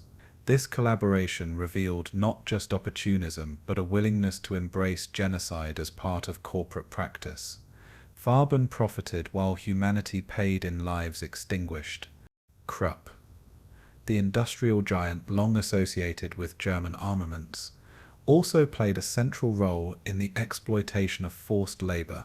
The Krupp family company, deeply entwined with German militarism for generations, eagerly seized the chance to expand its empire under Nazi rule. Prisoners were conscripted to work in steelworks, foundries, and factories producing artillery, tanks, and munitions. At Krupp's Essen facilities, concentration camp laborers endured 12-hour shifts amidst blistering heat and choking fumes, often collapsing on the factory floor. The company also operated its own private camps directly tied to production sites, ensuring total control over the workforce. Executives actively lobbied the regime for more prisoners, treating them as extensions of machinery rather than as human beings. Death rates soared as malnutrition and exhaustion took their toll, but Krupp's profits soared in parallel. The company's legacy, forever stained by its complicity, epitomized the extent to which business leaders aligned themselves, not reluctantly but willingly, with Nazi exploitation. Siemens, a leader in electronics and engineering, likewise integrated forced labor into its wartime production. The company relied heavily on prisoners for manufacturing electrical components, communication devices, and equipment essential to the German military. Siemens built workshops and factories within or adjacent to concentration camps, including at Ravensbrück, the infamous women's camp. Here, thousands of women endured grueling hours assembling delicate components under inhumane conditions, their lives reduced to the efficiency of their hands. The SS enforced discipline with violence, while Siemens executives reaped the rewards of a workforce that cost them virtually nothing. Even in the face of mass suffering, Siemens expanded its operations, embedding itself further into the Nazi war machine. The collaboration demonstrated how advanced technology and modern industry could become instruments of oppression, their innovations powered by stolen labor. Siemens exemplified how the veneer of progress and engineering masked a reality of exploitation, turning the language of efficiency into a euphemism for brutality. These industrial partnerships were facilitated by a carefully designed system of contracts and administration, overseen by the SS Economic and Administrative Main Office. The SS provided prisoners at fixed daily rates, while corporations were freed from obligations to feed, clothe, or care for them beyond the bare minimum. The costs of starvation and death were absorbed by the camps, while the profits of production went to corporate coffers. This arrangement created a chillingly efficient economy of exploitation, where death was treated as a predictable expense. Companies often requested replacements when workers died, creating a revolving door of suffering sustained by endless deportations from occupied Europe. The language of contracts and quotas disguised the reality that human beings were being commodified, bought and sold as tools of production. The paperwork was sterile, but behind every signature lay the lives of countless prisoners consumed in the process. This bureaucratic partnership ensured that industry and state operated in lockstep, united by profit and ideology. The complicity of industry extended beyond Germany itself, reaching into occupied territories where local factories and businesses adapted to Nazi demands. In France, Belgium, and the Netherlands, plants were commandeered and local populations conscripted into forced labor alongside deported workers. Some local managers resisted, but many cooperated, seeing opportunity in aligning with the occupiers. In Eastern Europe, factories seized from Jewish owners were integrated into the German labor network, their new overseers benefiting from the dispossession of entire communities. This integration of conquered economies demonstrated how exploitation spread outward, embedding itself across the continent. The Nazi system of forced labor was not sustained by Germany alone, but by a network of collaborators and profiteers who found advantage in human misery. Industries that participated justified their actions as necessity, but the reality was greed clothed in the language of survival. The system thrived because so many were willing to profit from its cruelty. The industries of exploitation reveal one of the darkest truths of the Nazi forced labor system. It was not sustained by ideology alone, but by the pursuit of profit.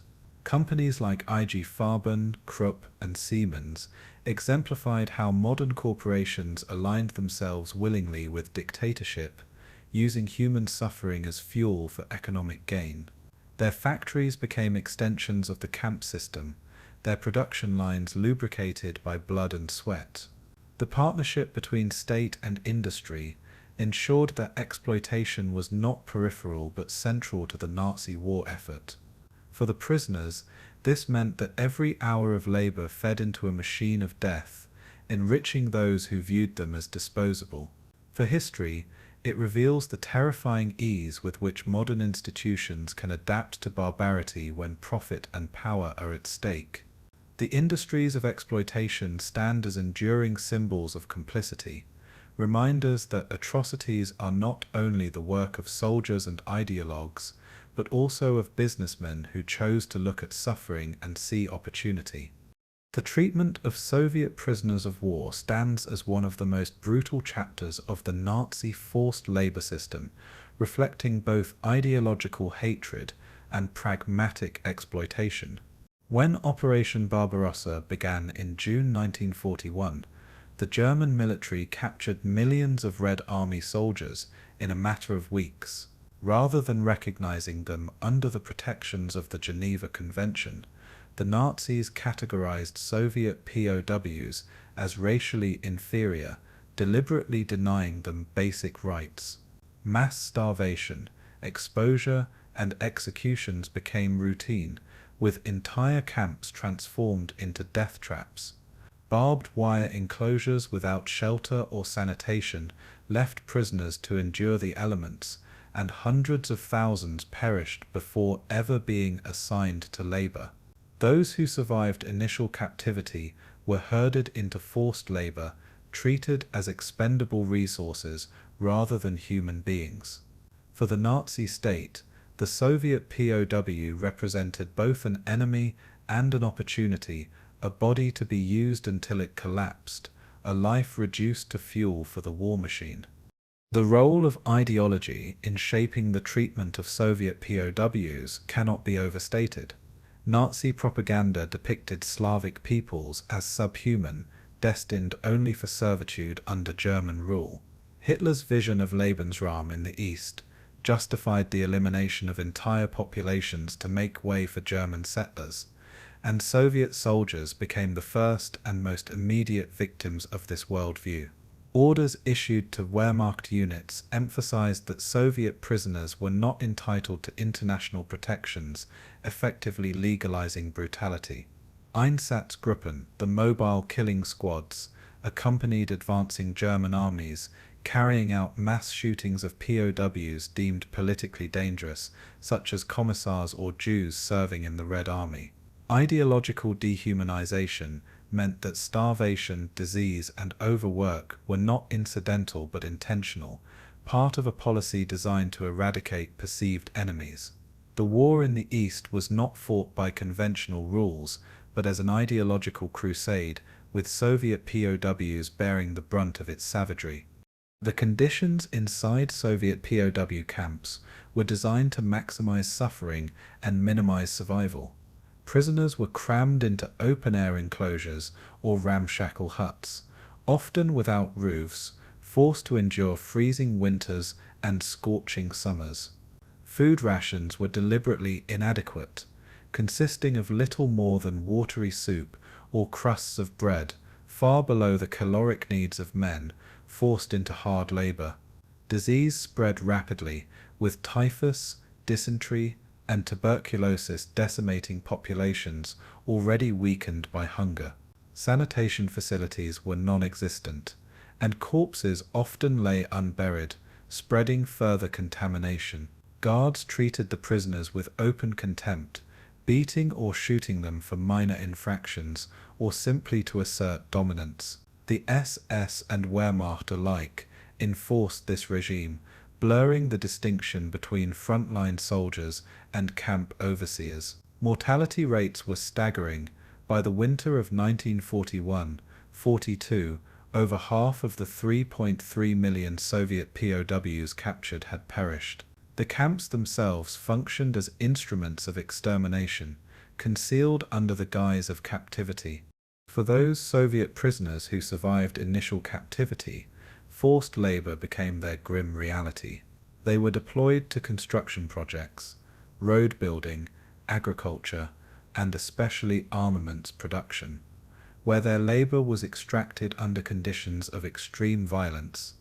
In quarries like those at Mauthausen, Soviet POWs hauled stones until collapse, while in factories they operated dangerous machinery with no training or safety measures. Agricultural assignments involved long days in the fields, often without tools or adequate clothing, leaving them exposed to harsh weather. The Nazis viewed Soviet laborers as replaceable, ensuring that death through overwork was met with immediate replenishment from new transports. The ideology of racial inferiority meant no effort was made to preserve their health, only to extract as much labor as possible before their bodies gave out. This system of use and discard epitomized the callous efficiency of the Reich's exploitation, turning soldiers into slaves and slaves into corpses. The treatment of Eastern civilian workers paralleled that of POWs, as Nazi policies extended coercion to entire populations across occupied territories. Millions of men, women, and even children from Ukraine, Belarus, and Russia were rounded up and deported to Germany as part of the labor program overseen by Fritz Sockel. These Ostarbeiter, or Eastern workers, were marked with distinctive badges to signify their status and segregated from German civilians. They endured the harshest conditions of all foreign workers, housed in overcrowded barracks with poor sanitation and subjected to constant surveillance. Rations were meager, clothing inadequate, and medical care virtually non-existent. Women in particular suffered additional abuse, including sexual violence and forced pregnancies, often leading to forced abortions or the removal of their children. The Nazi regime's racial ideology ensured that Eastern workers were treated with contempt, their humanity systematically denied. For the Reich, they were not contributors but captives, held in bondage to feed its insatiable appetite for labor. The Einsatzgruppen played a direct role in enforcing this system of brutality, ensuring that ideological imperatives were carried out alongside economic exploitation. These mobile units executed countless Soviet POWs deemed politically dangerous or racially undesirable, particularly Jewish soldiers captured on the front. They worked in tandem with the Wehrmacht, blurring the lines between military necessity and genocidal policy. Mass shootings at pits and ravines became common, with POWs often marched directly from capture points to execution sites. In other instances, Einsatzgruppen culled prisoners from camps, targeting individuals suspected of resistance or those deemed unfit for labor. Their actions underscored the dual purpose of the Nazi system to exploit labor when useful and to eradicate when deemed unnecessary.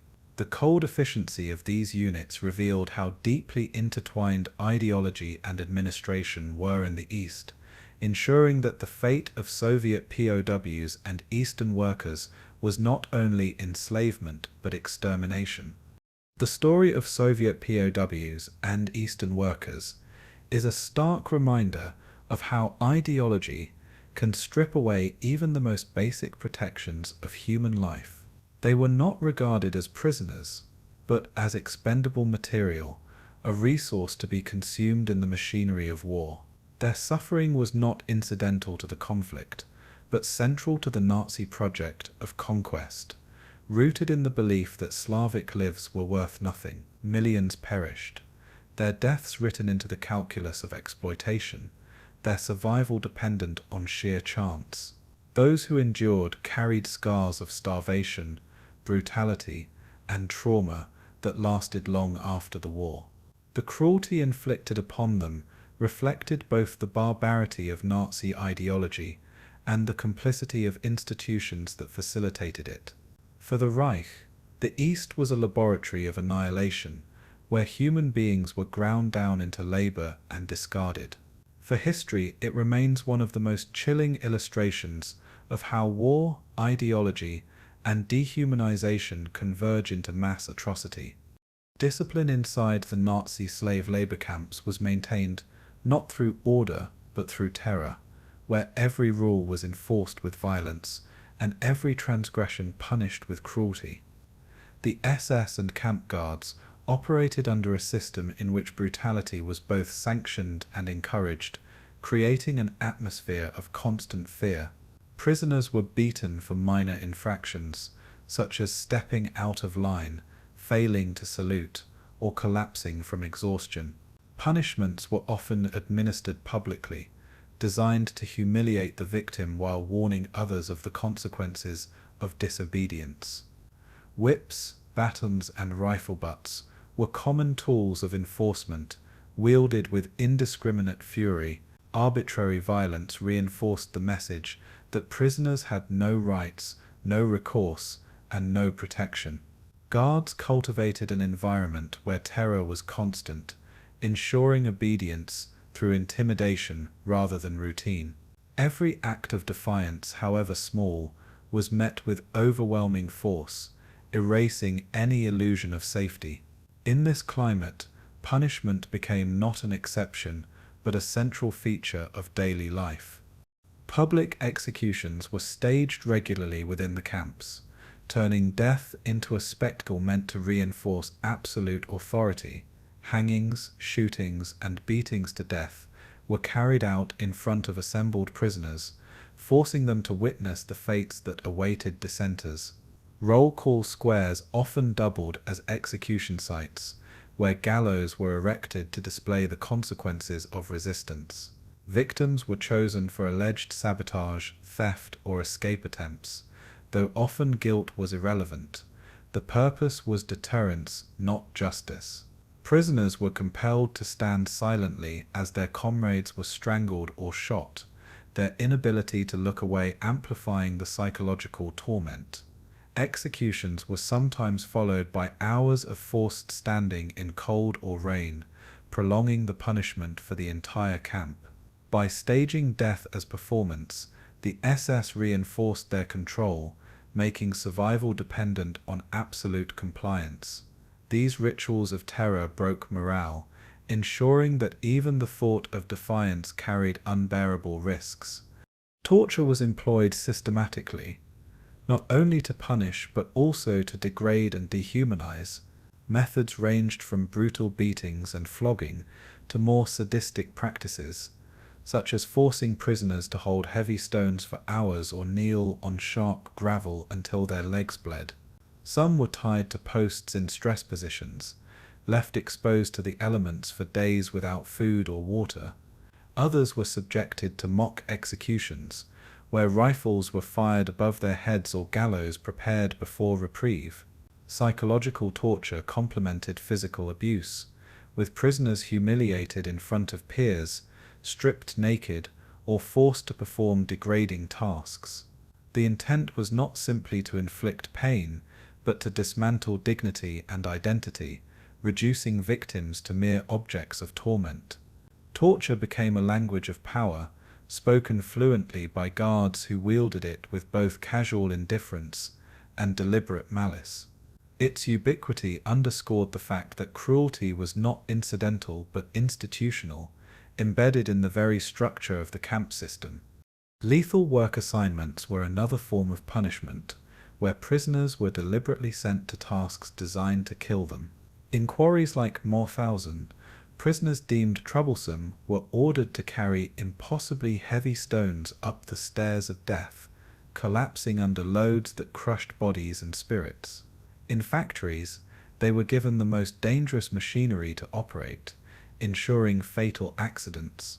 Agricultural laborers were forced to work barefoot in frozen fields, their feet mutilated by frostbite until infection set in. Some were assigned to clear unexploded ordnance, their deaths disguised as accidents of war. The SS calculated these punishments carefully, using labor itself as a method of execution without bullets or gallows. Extermination through work was not an empty phrase, but a practice that targeted those who resisted, disobeyed, or simply displeased their captors. It blurred the line between punishment and policy, turning work into both a tool of exploitation and a weapon of death. Collective punishment extended the regime of terror beyond individuals, ensuring that entire groups bore the cost of a single act of defiance. If one prisoner escaped or sabotaged machinery, dozens might be executed in reprisal. Barracks were deprived of food or forced to stand for hours during roll call as punishment for the actions of one. Families, when present in labor camps, were sometimes punished together with children or spouses targeted to break the will of adults. This system of shared suffering eroded solidarity, fostering mistrust among prisoners who knew that the mistakes of one could doom many. Yet, paradoxically, it also created moments of shared endurance, where groups bore punishment together and resisted despair collectively. Collective punishment served as both a deterrent and a psychological weapon, magnifying the reach of SS authority. It ensured that obedience was not just individual, but communal, binding the camp in a web of fear that left no one untouched. Punishment and terror were enforced not only by guards, but also by prisoner functionaries, known as POWs, who were given authority over their fellow inmates. These individuals, often chosen from among the criminal population, were tasked with maintaining order, assigning work, and disciplining subordinates. Many abused their power, inflicting violence with the same cruelty as SS guards, knowing their survival depended on loyalty to the system. Prisoners thus faced not only external oppression, but betrayal from within their own ranks. The use of kapos created a hierarchy of oppression, dividing prisoners and sowing mistrust. While some kapos tried to alleviate suffering, most became instruments of brutality, extending the reach of SS control. This system ensured that terror was constant, even when guards were absent. Punishment thus seeped into every layer of camp life, enforced by both official and delegated hands. It blurred the boundaries between victim and perpetrator, adding complexity to the system's cruelty. The regime of punishment, torture, and executions was not incidental, but central to the functioning of Nazi labor camps. It created a climate of fear that ensured obedience, maintained control, and maximized exploitation. Every beating, every hanging, every act of humiliation served a dual purpose: to destroy the will of the individual and to reinforce the dominance of the SS. For prisoners, survival meant navigating a world where violence was unpredictable yet constant, where death could come from labor, punishment, or arbitrary whim. The system thrived on this uncertainty, using terror as its most effective weapon. In the end, punishment was not merely a response to disobedience, but a philosophy of governance, a deliberate strategy to enforce total control.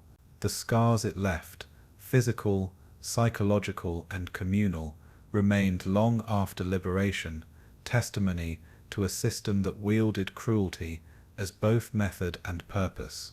The camps were not only sites of labor, but theaters of terror, where every day was a performance of power through violence. In the suffocating darkness of the Nazi labor camps, resistance often seemed impossible, yet prisoners found ways to challenge their captors, sometimes in bold defiance, other times in quiet, subtle gestures of survival.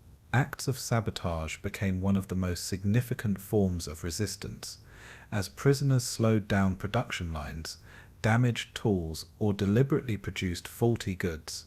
In factories, workers might misalign machinery so that weapons failed on the battlefield, while in construction projects, hidden flaws were built into structures. These small acts carried enormous risk, as discovery often meant torture or execution, but they allowed prisoners to strike back in ways that mattered. Sabotage was not only practical but symbolic, a declaration that even under oppression they could fight. Each broken part or delayed shipment was a tiny victory against the machinery of exploitation. For many, the knowledge that their labor undermined the enemy, even slightly, gave strength in a world otherwise designed to strip them of hope. Covert resistance also took the form of information gathering and communication. As prisoners sought to maintain links to the outside world, messages were smuggled out of camps through underground networks, written on scraps of paper hidden in clothing, food, or shipments leaving the factories.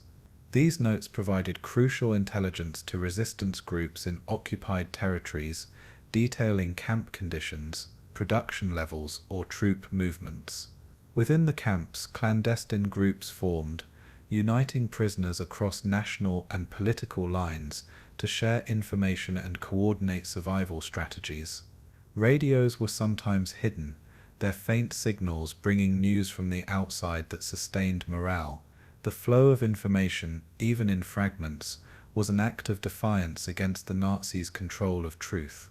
It reminded prisoners that the world outside had not forgotten them, and that their suffering was not invisible. Covert communication became a lifeline of hope, connecting the isolated misery of the camps to the broader struggle against tyranny. The smuggling of food was another vital survival strategy, carried out at immense personal risk. Starvation was constant, and a single crust of bread or a stolen potato could mean the difference between life and death. Prisoners devised ingenious methods to sneak food past guards, hiding it in clothing, under floorboards, or within hollowed tools. Some bribed kapars or sympathetic guards, trading possessions for crumbs. Others scavenged discarded scraps from kitchens, enduring humiliation to keep themselves alive. The act of sharing food was especially powerful, as prisoners often risked their own survival to aid those weaker than themselves. This solidarity transformed food into a form of resistance, asserting humanity in the face of dehumanization. Smuggling and sharing nourished more than the body. It nurtured bonds of trust and defiance. In camps designed to isolate and divide, every shared morsel was a reminder that compassion could endure, even amid horror. Solidarity among prisoners extended beyond food, manifesting in countless small acts that kept spirits alive. In barracks, prisoners whispered prayers, recited poetry, or sang songs from their homelands, sustaining cultural memory against the Nazis' attempt to erase identity. Skilled prisoners taught others trades or languages, turning camp life into a hidden classroom of resilience. Medical prisoners sometimes risked punishment to provide unauthorized care, smuggling bandages or medicines to those in need. Groups organized to protect the vulnerable, shielding children or elderly inmates from the worst of labor assignments when possible. Even humor, whispered in the darkest hours, became a weapon of endurance, mocking guards or circumstances to reclaim a sliver of control. Solidarity was not always grand or organized, but lived in daily gestures of kindness and courage. It was the glue that allowed individuals to endure in a system designed to fragment them. In this way, the bonds of community themselves became a form of resistance. Escape attempts, though perilous, also symbolized resistance within the camps. Some prisoners dug tunnels, inch by inch beneath the barracks, risking collapse or discovery at every moment. Others disguised themselves as guards or workers, slipping past fences in stolen uniforms. There were also daring attempts to break through with brute force, seizing weapons during moments of chaos. Most attempts ended in capture, often followed by brutal reprisals against the escapees and collective punishment of their comrades. Yet even failed escapes carried meaning. They demonstrated that the prisoners refused to accept their captivity passively. Stories of escapes, successful or not, spread through the camp, bolstering morale and igniting flickers of hope. Each attempt proved that resistance, though costly, was possible, and that even in the most tightly controlled environments, human beings would seek freedom. For those who succeeded, escape was not only survival, but a chance to bear witness to the atrocities, ensuring the truth reached the outside world. Quiet defiance was perhaps the most widespread and enduring form of resistance, often invisible to the eyes of the guards, but deeply significant to the prisoners themselves. Refusing to let go of faith, clinging to memory, or simply enduring another day without breaking, these were acts of rebellion in a system that demanded submission. Some prisoners held onto hidden photographs of loved ones, tucking them into shoes or clothing as talismans of humanity. Others kept diaries, secretly recording the truth for future generations despite the mortal risk of discovery. Even maintaining personal hygiene, when possible, became a gesture of defiance, an insistence on dignity in the face of degradation. Quiet defiance lived in the choice to survive, to continue breathing when the system sought annihilation. It was not dramatic or visible, but it was relentless, gnawing away at the Nazis' attempt to erase individuality. In these small choices, prisoners reclaimed fragments of power, asserting that their spirits could not be fully crushed. Resistance and survival strategies within the camps reveal the extraordinary resilience of those who endured them.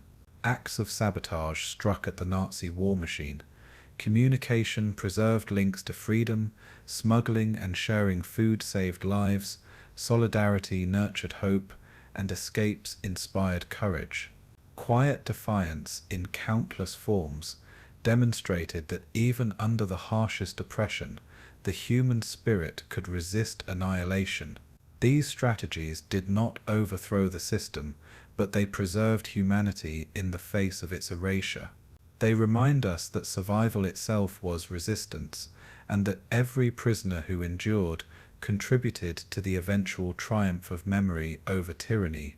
The Nazis sought to create a world where obedience was absolute, but in the hidden corners of the camps, defiance flickered constantly. It was fragile, often invisible, yet powerful enough to carry forward into testimony after liberation. Resistance in the camps proves that even in the darkest landscapes, human courage and solidarity can endure. In the Nazi system of camps, the boundaries between forced labor and medical experimentation blurred into a single nightmare of exploitation. The concept of extermination through labor was not just a slogan, but a deliberate policy that merged economic gain with human destruction. Prisoners, already starved and exhausted, were pushed into work assignments so severe that death was inevitable, while others were simultaneously subjected to pseudo-medical experiments disguised as science. For the SS, the body of the prisoner was both a tool and a test subject, to be consumed in factories, quarries, or laboratories without regard for survival. The camp system functioned like a vast workshop of cruelty, where every ounce of energy, every drop of blood, and even death itself were harnessed to serve the Reich. Science, industry, and ideology intersected here, creating a uniquely sinister landscape where the exploitation of laborers became inseparable from the perversion of medicine. The idea of extermination through labor was rooted in ideology as much as practicality. For the Nazis, certain groups, especially Jews, Poles, Romani people, and Soviet prisoners, were not only racially inferior, but disposable. Their value lay solely in their capacity for labor, and once that capacity was exhausted, they were discarded. Camp administrators set impossibly high quotas, assigning back-breaking work such as quarrying stone, building roads, or manufacturing armaments under conditions designed to kill. This was not inefficiency but intent, to work prisoners to death, extracting every possible use from their bodies before replacing them with new arrivals. The policy reflected a chilling economic logic, where human beings were reduced to consumables. Death by exhaustion, starvation, or injury was not an accident but the expected outcome of a system designed to annihilate through labor. Medical experiments intersected with this exploitation, using prisoners as human subjects in ways that magnified their suffering. At camps such as Auschwitz and Dachau, doctors selected weakened laborers for experiments on endurance, infectious diseases, or chemical exposure. Prisoners who collapsed during work were deemed unfit and sent directly to laboratories, where their vulnerability made them convenient test subjects. Experiments included deliberate infection with malaria, typhus, or tuberculosis to study progression, as well as surgical mutilations to examine healing. These procedures were performed without anesthesia, turning pain itself into a form of data collection. Survivors often returned to work crippled, unable to endure labor, and were soon executed. The cycle of exploitation ensured that medical research fed into the labor system, and the labor system supplied an endless stream of bodies for experimentation. The camps thus became ecosystems of suffering, where science and forced labor reinforced one another in a spiral of destruction. Injuries sustained during forced labor were often exploited by doctors as opportunities for study rather than occasions for treatment. Prisoners crushed in quarries or maimed by machinery were sent to camp infirmaries where their wounds were left untreated to observe infection and decay. Some were deliberately re-injured or subjected to experimental procedures such as bone grafts, muscle removal, or amputations. Their agony documented with clinical detachment. Instead of being seen as patients, these prisoners were reduced to specimens, their suffering converted into data. The SS Medical Corps collaborated closely with industrial partners who wanted to know how much strain a human body could withstand before collapse. Injuries that might have been preventable or treatable became instruments of pseudo-scientific inquiry, merging exploitation with experimentation in the most grotesque ways. For the prisoners, every accident at work carried the risk not only of death, but of being handed over for further torment in the name of science. Deliberate overwork itself functioned as a form of experimentation, testing the limits of human endurance under controlled conditions of deprivation. Prisoners were assigned to work 12, 14, or even 16-hour shifts with minimal food and rest, while doctors observed the rate of collapse and mortality. Some experiments focused on the effects of starvation, with rations adjusted downward to measure physical decline. Others examined resistance to extreme temperatures, forcing prisoners to labor in inadequate clothing in freezing cold or blistering heat. Every task became an unspoken experiment in survival, where the data was written in the bodies that wasted away before the eyes of both guards and physicians. Overwork was not only a means of economic extraction, but a tool of pseudo-medical study, producing results that were both scientifically useless and morally abhorrent. The convergence of labor and experimentation revealed the full extent of the regime's dehumanization.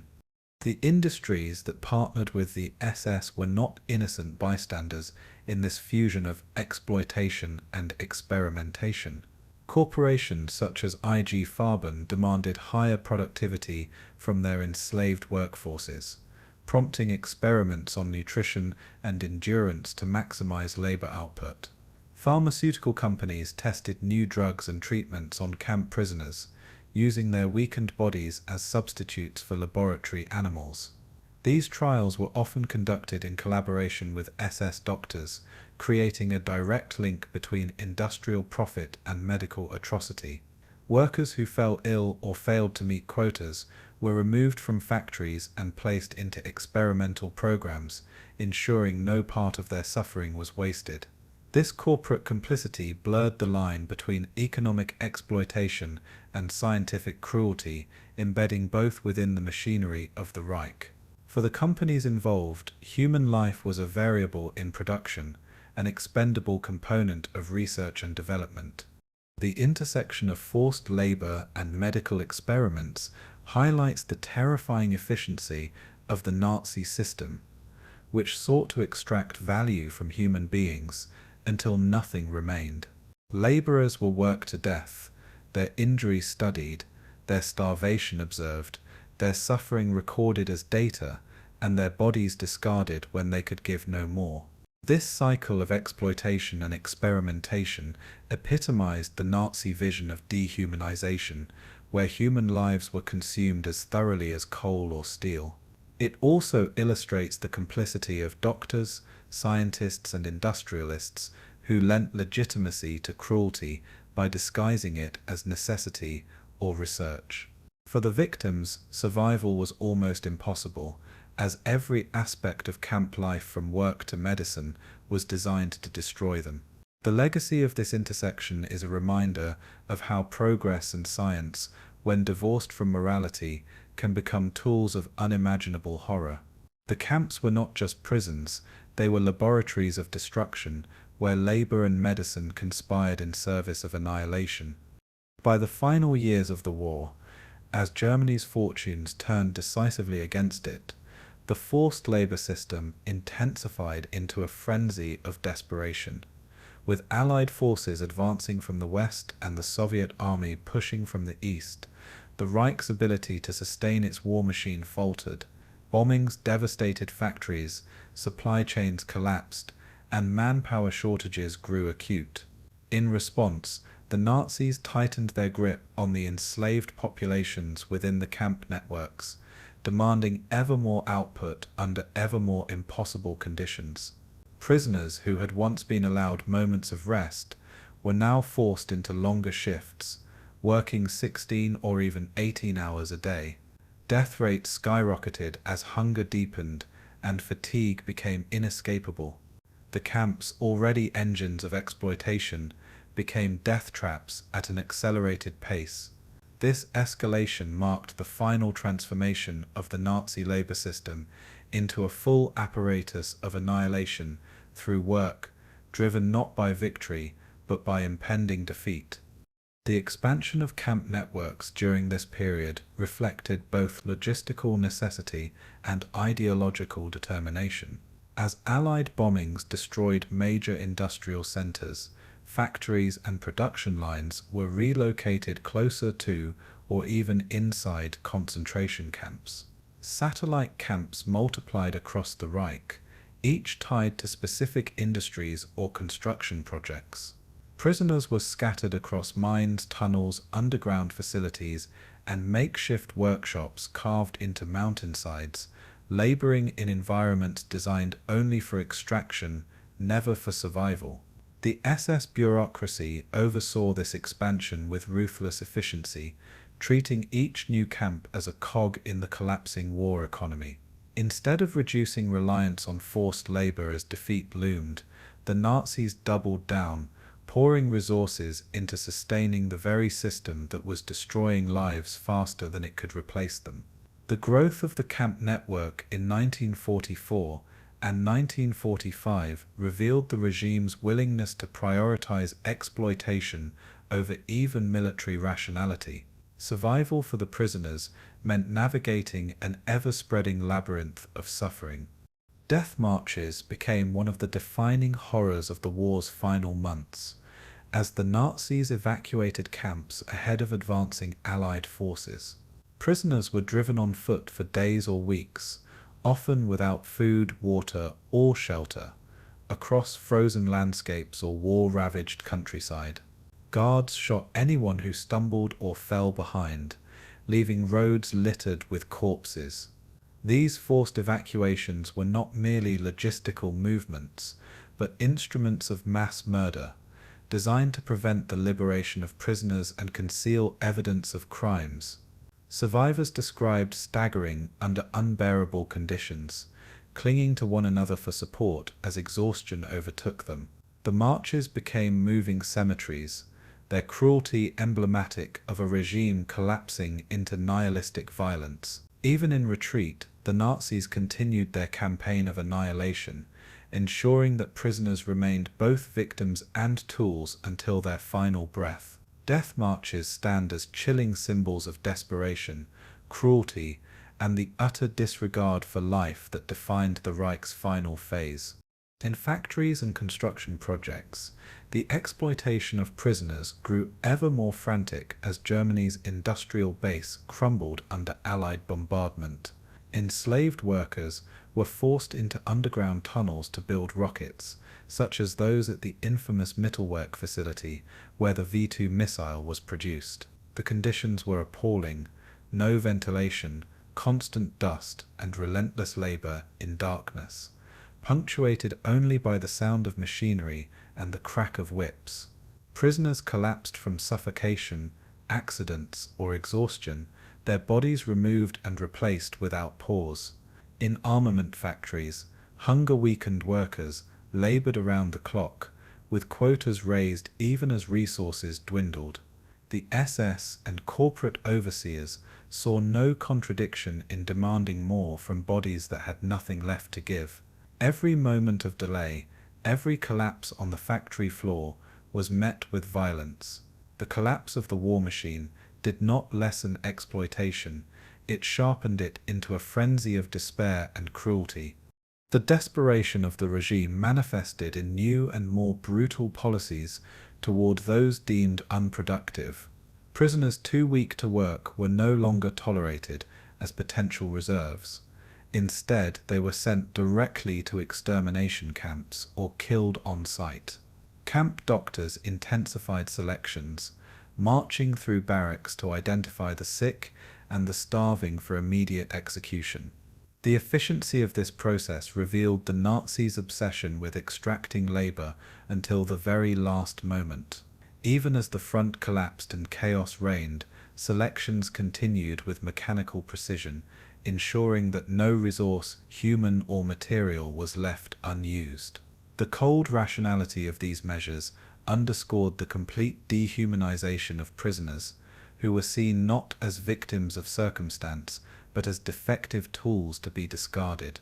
In this way, the collapse of the Reich magnified its cruelty, compressing years of systematic exploitation into a few months of concentrated annihilation. For the prisoners themselves, survival became nearly impossible during these final phases. Starvation reached unprecedented levels as supply lines disintegrated and rations dwindled to nothing. Disease spread unchecked, with typhus epidemics ravaging already weakened populations. Barracks overflowed as prisoners from evacuated camps were herded into surviving facilities, creating nightmarish overcrowding. Amid this chaos, solidarity among prisoners sometimes grew stronger as small acts of compassion, sharing food, carrying the weak, or offering comfort, became lifelines.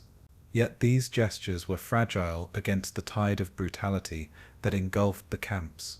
Survival depended not only on physical endurance, but on sheer chance being assigned to a slightly less lethal task, avoiding selections, or finding oneself overlooked during a march. The psychological burden was immense, as prisoners endured the collapse of order into chaos, a descent into suffering that seemed endless. Liberation was near, yet for many it arrived too late to save them. The collapse of the Nazi war machine and the intensification of forced labor reveal a paradox. As defeat loomed, cruelty deepened.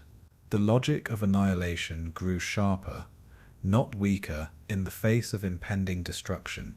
Camps multiplied, labor quotas rose, punishments intensified, and death marches left trails of corpses across Europe. These final months demonstrated that the system was not merely pragmatic, but ideologically driven, sustained by a hatred that outlived rational strategy. For the survivors, the memory of this period remained among the most harrowing, a testament to both human cruelty and endurance. For history, it marks the ultimate expression of the Nazi labor system, exploitation pushed to its furthest extreme, where the collapse of a war machine was measured in lives consumed. The Reich may have fallen, but the scars left by its final frenzy of forced labor endure, etched into the memory of those who survived, and the silence of those who did not.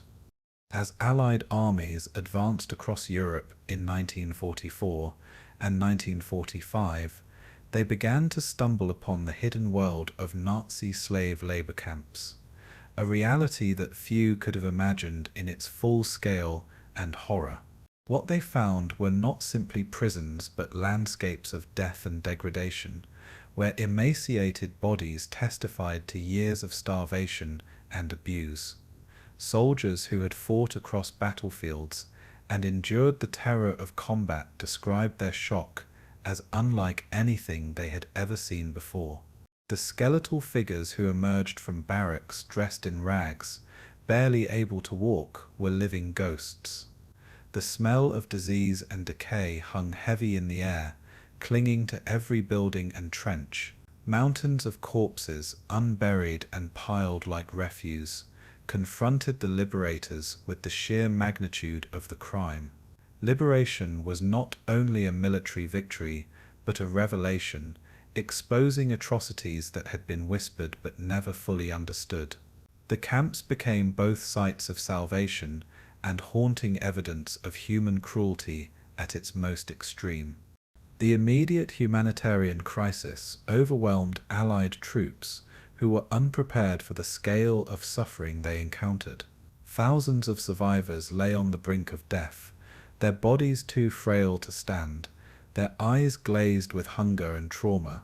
Medical teams rushed in to provide aid, but even with food, water, and medicine, many perished in the first days after liberation. Starved bodies could not process nourishment, and sudden feeding sometimes proved fatal. Dysentery, typhus, and tuberculosis spread uncontrollably in the overcrowded barracks, claiming lives even as hope returned. Allied doctors worked tirelessly, improvising hospitals in makeshift facilities, but the sheer numbers defied their efforts. For soldiers, the task was as psychological as it was physical, for they found themselves confronting the unimaginable victims who had survived, but only just. The humanitarian crisis revealed that liberation was not a simple end to suffering, but the beginning of a struggle to save those who had been broken almost beyond repair. Testimonies of Allied soldiers capture the raw shock of these encounters. Hardened men who had faced artillery barrages and stormed beaches wept openly as they cradled survivors or walked through barracks stacked with corpses. Diaries and letters revealed disbelief. "We thought we knew what war was," one soldier wrote, "but nothing prepared us for this." Others described the eerie silence of survivors, many too weak or traumatized to speak, staring blankly at their liberators, as if unsure whether freedom was real. Soldiers were haunted by the eyes of children who had endured starvation, the cries of women who could no longer find their families, and the vacant stares of men who had been reduced to shadows. Liberation was as much a psychological shock for the liberators as it was a physical release for the prisoners. The testimonies preserved by these soldiers remain some of the most powerful evidence of the human toll of Nazi exploitation. For the survivors, liberation was a moment of both triumph and unbearable grief. They emerged from their barracks with trembling steps, clutching one another for support, their gaunt frames barely able to endure the sudden light of freedom. Relief was mingled with sorrow, as many realized that families were gone, murdered in camps far away, or lost to death marches. The joy of survival was shadowed by the enormity of loss, and for many the return to freedom felt hollow without loved ones. Survivors spoke of liberation as a second birth, but also as a painful awakening into a world forever altered. Some wept uncontrollably, others remained silent, too numb to process the change. The liberation of the camps was not simply the end of captivity, but the beginning of a lifelong journey of remembrance, trauma, and resilience. It was the moment when the human cost of forced labor and exploitation became fully visible. The camps themselves, once liberated, became powerful evidence of Nazi crimes, preserved in their raw state by Allied investigators. Photographs and films captured the scenes of horror: piles of bodies, gas chambers, gallows, and crematoria, all left as mute witnesses to atrocity. Survivors gave testimonies, recounting their suffering with trembling voices, determined to ensure that the world could never deny what had happened. Journalists who entered the camps published vivid reports, their words searing into the conscience of the global public. These records became crucial during the Nuremberg trials, forming the foundation of evidence against perpetrators who had long hidden behind bureaucratic language and secrecy.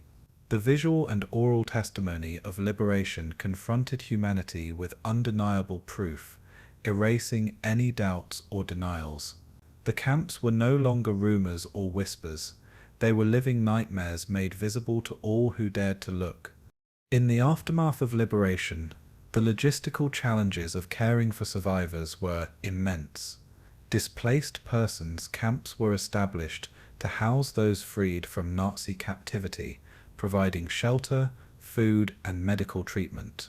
Yet even here, the challenges persisted, as trauma and disease continued to claim lives.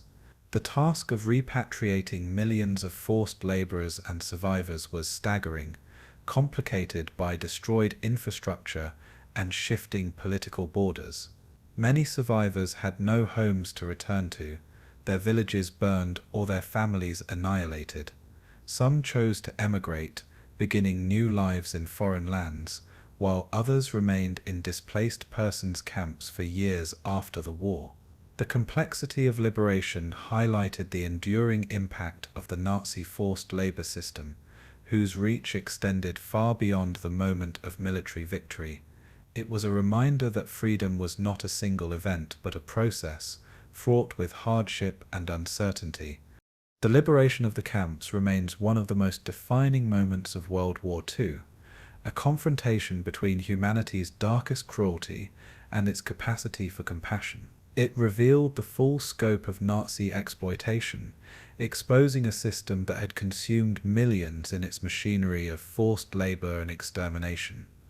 For the liberators, it was a test of conscience, forcing them to bear witness and to preserve the evidence of what they had seen.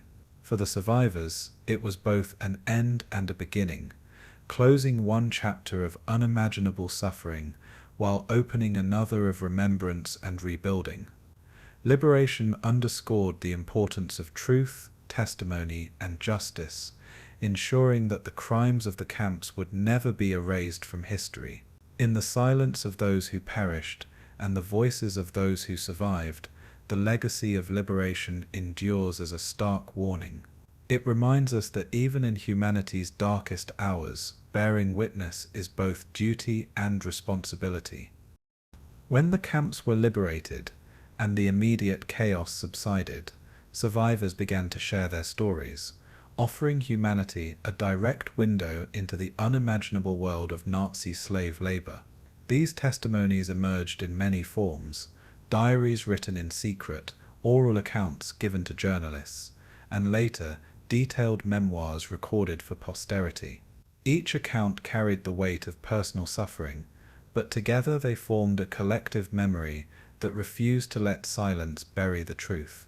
Survivors spoke of hunger that gnawed at every waking moment, of beatings that shattered bones, and of fellow prisoners collapsing beside them during forced marches. Their words transformed statistics into human lives, reminding the world that behind every number was a name, a face, and a story. Testimonies were not only catharsis for those who endured, but acts of resistance against forgetting, ensuring that the crimes of the camps could never be denied or minimized. Diaries written within the camps remain among the most haunting artifacts of survival, often composed in fragments on scraps of paper, smuggled out in clothing, or hidden beneath floorboards. These writings captured raw, immediate experiences, the despair of starvation, the terror of selections, the fleeting joy of a shared crust of bread. Some diarists wrote with the conviction that their words would outlive them, leaving testimony for a world they feared might never understand.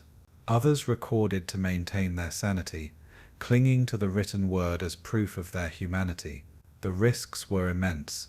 Discovery could mean execution, but still, they wrote. Each line became both a personal anchor and a moral declaration that even amid destruction, truth would endure. These diaries, rediscovered after the war, became invaluable historical records, preserving voices that might otherwise have been silenced forever. Oral testimonies given in the immediate aftermath of liberation were raw, fragmented, and filled with trauma, yet they carried an urgency that resonated powerfully. Allied investigators, journalists, and humanitarian workers recorded survivors' accounts as they attempted to describe the indescribable. Many spoke haltingly, struggling to find words for the scale of cruelty they had endured. Their voices often broke as they recalled family members lost, the relentless hunger, or the humiliation of dehumanization. These oral histories were not polished narratives, but living wounds, marked by pain and disbelief. Yet their immediacy conveyed authenticity, capturing the first unfiltered reactions of those who had survived. For the world, these voices became crucial in comprehending the enormity of Nazi crimes. For the survivors, speaking was an act of reclaiming agency, a declaration that they were not only victims but witnesses who demanded the world listen. As time passed, survivors crafted memoirs and autobiographies, shaping their experiences into narratives that could be shared across generations. These works balanced the personal with the universal, weaving individual suffering into the broader context of Nazi atrocities. Some survivors recounted their journeys with painstaking detail, describing daily life in the camps with a precision that illuminated every hardship. Others reflected on the moral and philosophical lessons of survival, grappling with questions of fate, guilt, and resilience. These memoirs became cornerstones of Holocaust literature, ensuring that the memory of forced labor and its horrors would endure in public consciousness. They also challenged readers to confront uncomfortable truths about human cruelty and human endurance.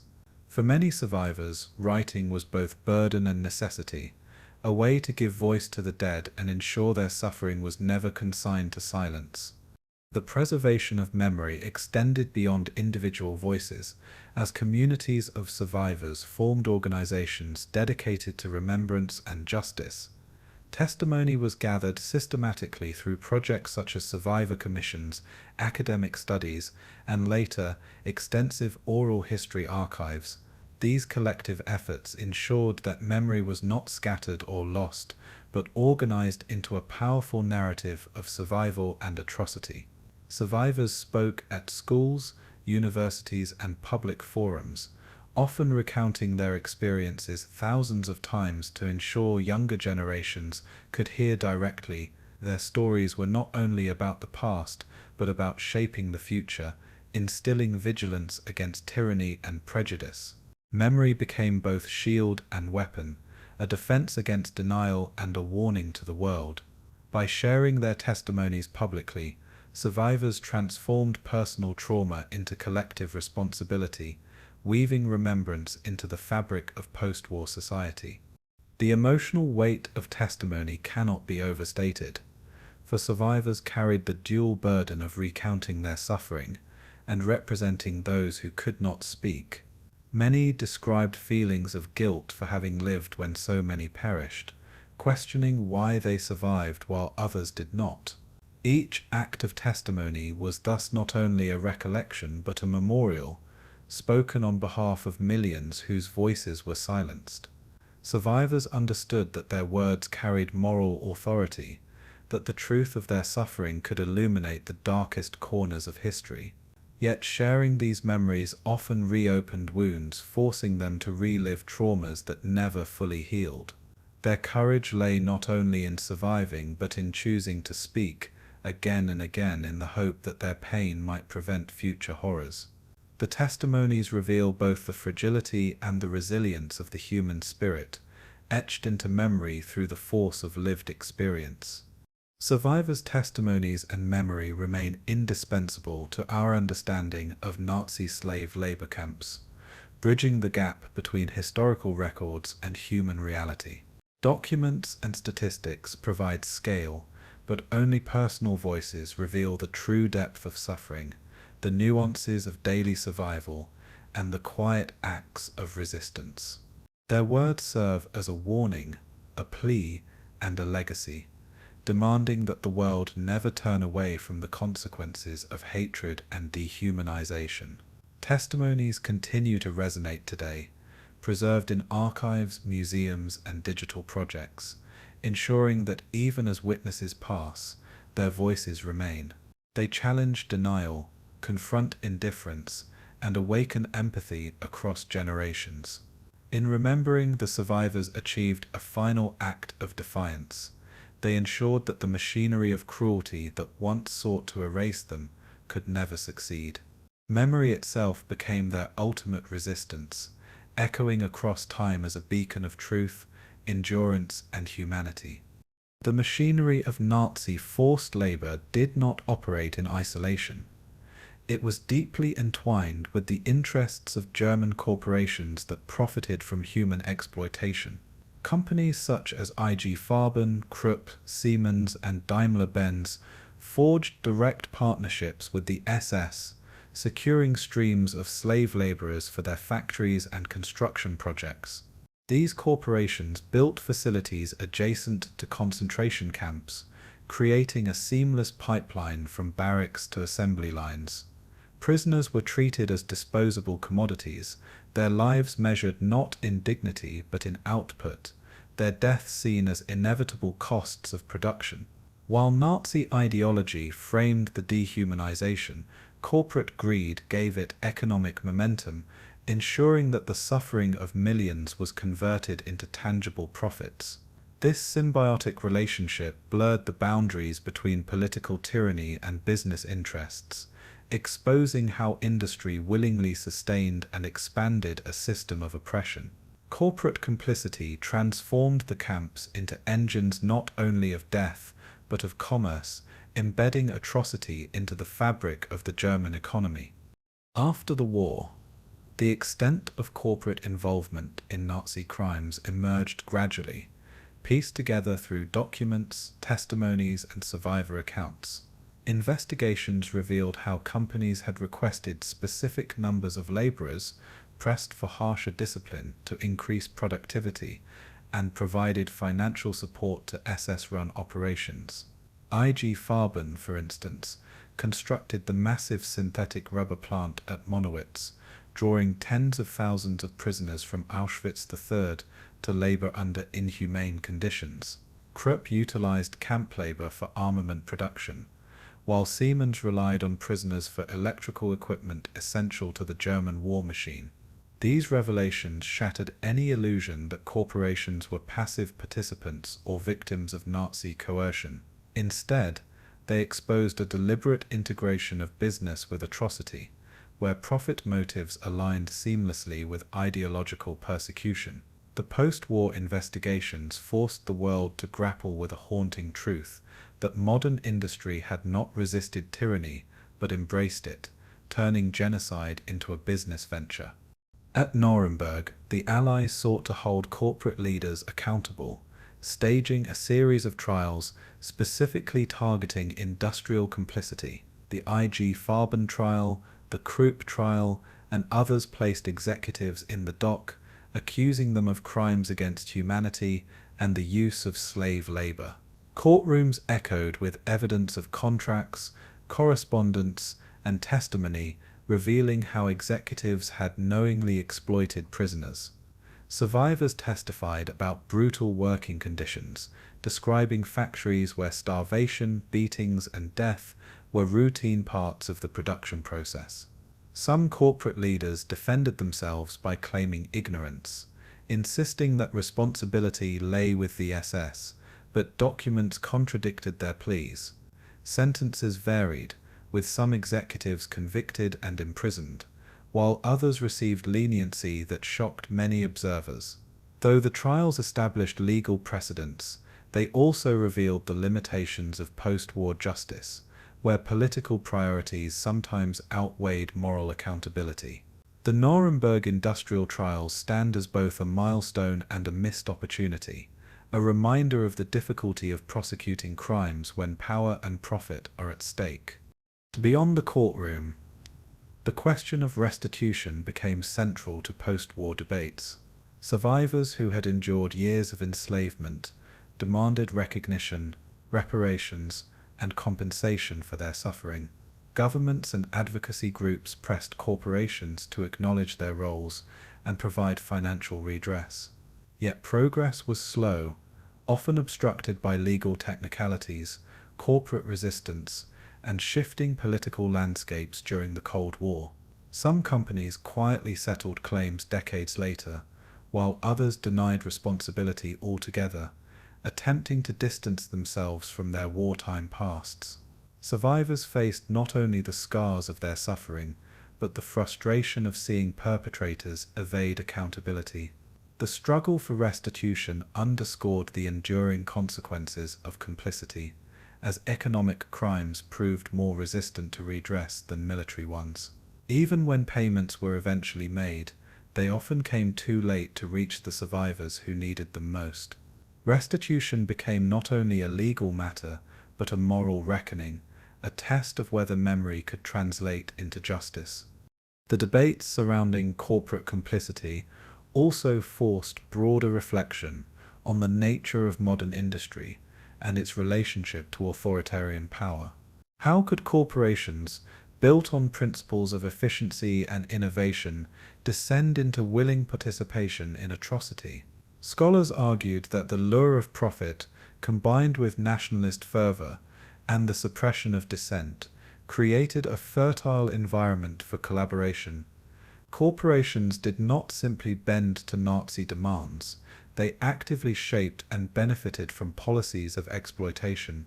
This realization challenged comforting narratives of business as neutral or apolitical, exposing its vulnerability to corruption under authoritarian regimes. The lessons drawn extended beyond Germany, raising questions about the responsibilities of corporations worldwide in times of crisis. The memory of Nazi complicity serves as a warning that profit, when severed from ethics, can become an accomplice to atrocity. Industry is never innocent when it sustains systems of oppression. Its hands are marked by the labor it exploits. In later decades, survivors and activists worked tirelessly to keep the memory of corporate complicity alive, ensuring that companies could not erase their pasts. Lawsuits were filed in American and European courts, demanding overdue compensation. Public campaigns pressured corporations to acknowledge their histories, leading to settlements and apologies in some cases. Educational initiatives highlighted the role of industry in sustaining the camps, integrating corporate responsibility into Holocaust studies. Memorials and museums documented the economic dimensions of the Holocaust, displaying contracts, paybooks, and photographs that linked boardrooms to barracks. This persistence transformed corporate complicity from a hidden aspect of history into a recognized dimension of atrocity. The fight for accountability became part of the larger struggle to ensure that memory was not reduced to abstract statistics, but tied to the structures and institutions that enabled suffering. Survivors' voices ensured that corporations, like governments, would be remembered as actors in the drama of destruction. The reckoning with corporate complicity remains incomplete, but its legacy is profound. It demonstrates that the Holocaust was not only a political or military crime, but also an economic enterprise, sustained by industries that traded conscience for profit. The trials, however imperfect, established that business leaders could be held accountable for crimes against humanity, setting legal precedents that echo into the present. Restitution efforts, though delayed and uneven, acknowledged that survivors deserved recognition and redress for the labor stolen from their lives. Most importantly, the memory of corporate complicity serves as a warning that industries must never again allow profit to override humanity. The story of Nazi slave labor is not only about the cruelty of guards or the ideology of leaders, but about the willingness of corporations to build fortunes upon suffering. In remembering this dimension, we confront the uncomfortable truth that atrocity is often sustained not only by ideology, but by economics, and that vigilance must extend to both. When the guns of war finally fell silent in 1945, the victors faced an immense challenge: how to bring justice to a world shattered by atrocities that defied imagination. The Nazi system of forced labor, which had enslaved millions across Europe, demanded accountability not only for military aggression, but for crimes committed against human dignity itself. The Nuremberg trials, convened in 1945 and 1946, marked the first international tribunal of their kind, a forum where leaders of a regime were charged with crimes against humanity. For the first time in history, slave labor was placed alongside genocide and war crimes as a central indictment. Prosecutors painstakingly presented evidence, documents, testimonies, and survivor accounts, revealing the scale of exploitation. It was no longer possible to dismiss the camps as mere wartime excesses. They were now defined as criminal enterprises. Nuremberg became the stage where the world declared that enslavement and exploitation on such a scale were crimes that could never be tolerated again. The prosecution of slave labor crimes at Nuremberg revealed both the precision of Nazi bureaucracy and the cruelty it concealed. Courtrooms displayed ledgers listing millions of names, corporate contracts requesting laborers, and SS orders calculating how much work could be extracted before death. Witnesses described starvation, beatings, and deliberate overwork, their voices breaking as they recalled the endless days of forced labor. Survivors explained how their bodies were consumed like fuel, every ounce of energy wrung out until collapse. These testimonies shocked judges and audiences alike, transforming abstract numbers into visceral suffering. The Allies emphasized that the exploitation was not incidental but systematic, woven into the very structure of the Reich. By placing labor crimes alongside genocide, prosecutors underscored that human life had been commodified and destroyed on an industrial scale. The trial revealed the machinery of atrocity in all its detail, showing that every guard, doctor, and corporate executive had played a part in sustaining the system. The verdicts at Nuremberg established new precedents in international law. For the first time, individuals, not just states, were held accountable for crimes against humanity. Leaders could no longer hide behind the shield of orders, nor could corporations claim ignorance of the suffering that sustained their profits. The tribunal declared that enslavement, deportation, and exploitation of civilian populations constituted crimes that transcended borders. These legal principles were groundbreaking, laying the foundation for future prosecutions of human rights abuses. Yet the outcomes were uneven. While some high-ranking officials received death sentences, others were given lenient punishments, and many escaped trial altogether. The Allies faced pressure from political realities, including the emerging Cold War, which shaped decisions about whom to prosecute and how harshly. Nevertheless, the precedent was clear. Slave labor was not a wartime necessity, but a crime, and the world now had a framework to prosecute such atrocities in the future. Beyond the main Nuremberg proceedings, subsequent trials focused more specifically on the role of industry and the administrators of the forced labor system. The IG Farben trial, the Krupp trial, and the Flick trial put industrialists in the dock, exposing how profit had been built on exploitation. Defendants faced charges of using concentration camp prisoners as workers, knowing they were starved, beaten, and worked to death. Evidence demonstrated corporate complicity in mass suffering, though verdicts again varied, with some leaders imprisoned and others spared.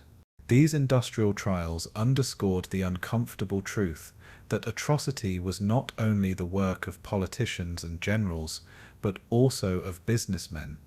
They expanded the scope of accountability, showing that economic crimes could be prosecuted as crimes against humanity.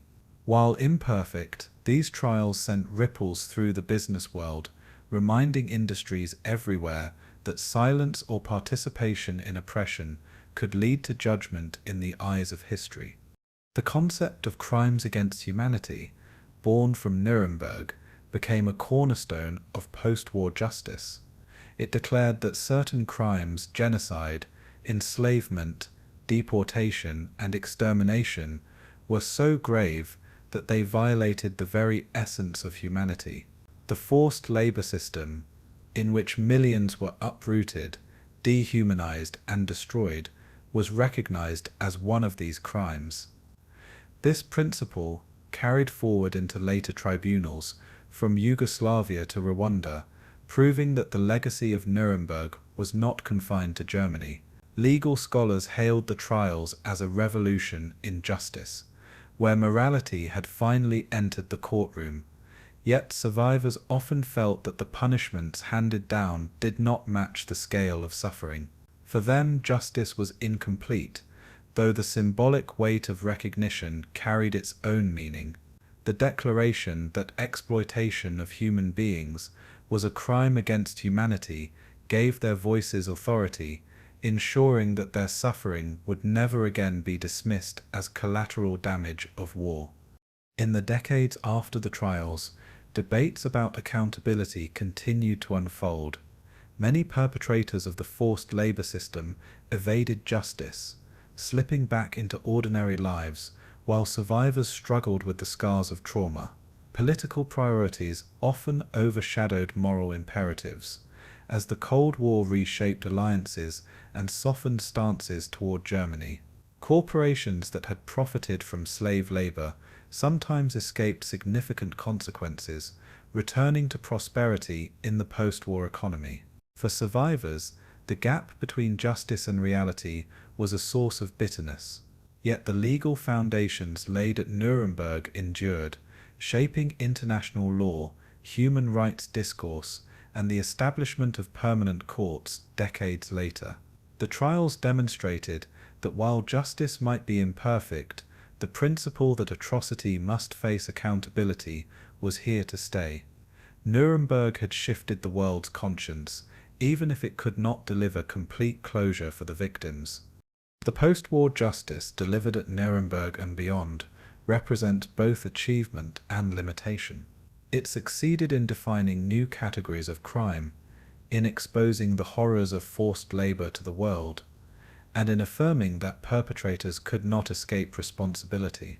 It created a framework that endures to this day, reminding future generations that crimes against humanity are subject to judgment, no matter when or where they occur. Yet it also revealed the challenges of balancing justice with politics, morality with expedience. Survivors were left with the burden of memory, carrying their testimonies into a world where justice had been declared but not always realized. Still, the precedents established endure as a shield against forgetting, ensuring that the crimes of the Nazi slave labor system remain etched into both law and history. The legacy of Nuremberg is not only legal but moral, a warning that human dignity must never again be sacrificed to the ambitions of power or profit. The story of Nazi slave labor is not confined to the ruins of camps or the dusty files of courtrooms. It is etched into the very memory of humanity. Millions of men, women, and children were uprooted, stripped of dignity, and forced into lives of unimaginable hardship, their labor feeding a war machine that sought global domination. Their suffering was not incidental but central to the Nazi vision, which combined ideology, economy, and cruelty into one seamless system. The human cost cannot be measured only in numbers. Though the statistics are staggering, it must be felt in the voices of survivors, the silences of the dead, and the scars carried by families for generations. The legacy of slave labor is a reminder that history is not abstract. It is lived in the bodies of those who endured, and in the memories they left behind. As we reflect on this legacy, we confront the stark truth that human beings can be both the architects and the victims of unspeakable suffering. Memorials across Europe stand as solemn reminders of the slave labor system and the millions it consumed. At Auschwitz, Dachau, Mauthausen, and countless other sites, preserved barracks, quarries, and factories bear silent witness to the crimes committed within their walls. Plaques, museums, and monuments tell the stories of prisoners who labored until death, transforming places of despair into spaces of remembrance. These memorials serve not only as tributes to the victims, but as warnings to the living, ensuring that memory does not fade with the passing of generations. Survivors often return to these sites to light candles, recite prayers, or share testimonies, reclaiming spaces once defined by dehumanization. Through remembrance, the sites became more than relics. They became moral compasses, guiding societies toward vigilance against tyranny. Each stone, each name inscribed on a memorial, challenges us to remember that the atrocities of slave labor were carried out not in secret, but in plain sight of a world that too often looked away. The lessons of Nazi slave labor extend into the ethical debates of modern society. The complicity of corporations, the silence of bystanders, and the obedience of professionals remind us that atrocity thrives when morality is subordinated to power or profit. Today, when forced labor and human trafficking still exist in hidden corners of the world, the history of the Nazi system demands vigilance. It compels governments, industries, and individuals to examine their responsibilities, to ask whether silence or indifference allows oppression to persist. The ethical lessons are stark. Progress without conscience becomes exploitation, and innovation without humanity becomes destruction. The memory of Nazi slave labor is not only about the past, but about how we conduct ourselves in the present, ensuring that no society again builds prosperity on the suffering of the powerless. In confronting this history, we are reminded that remembrance is an active responsibility, one that shapes justice and compassion in our own time. Education has become a central pillar in preserving the lessons of slave labor, ensuring that future generations understand consequences of unchecked hatred and greed. Schools, museums, and universities around the world incorporate survivor testimonies, historical records, and site visits into their curricula. Documentaries, literature, and art bring the stories of victims to life, engaging audiences in ways that statistics cannot.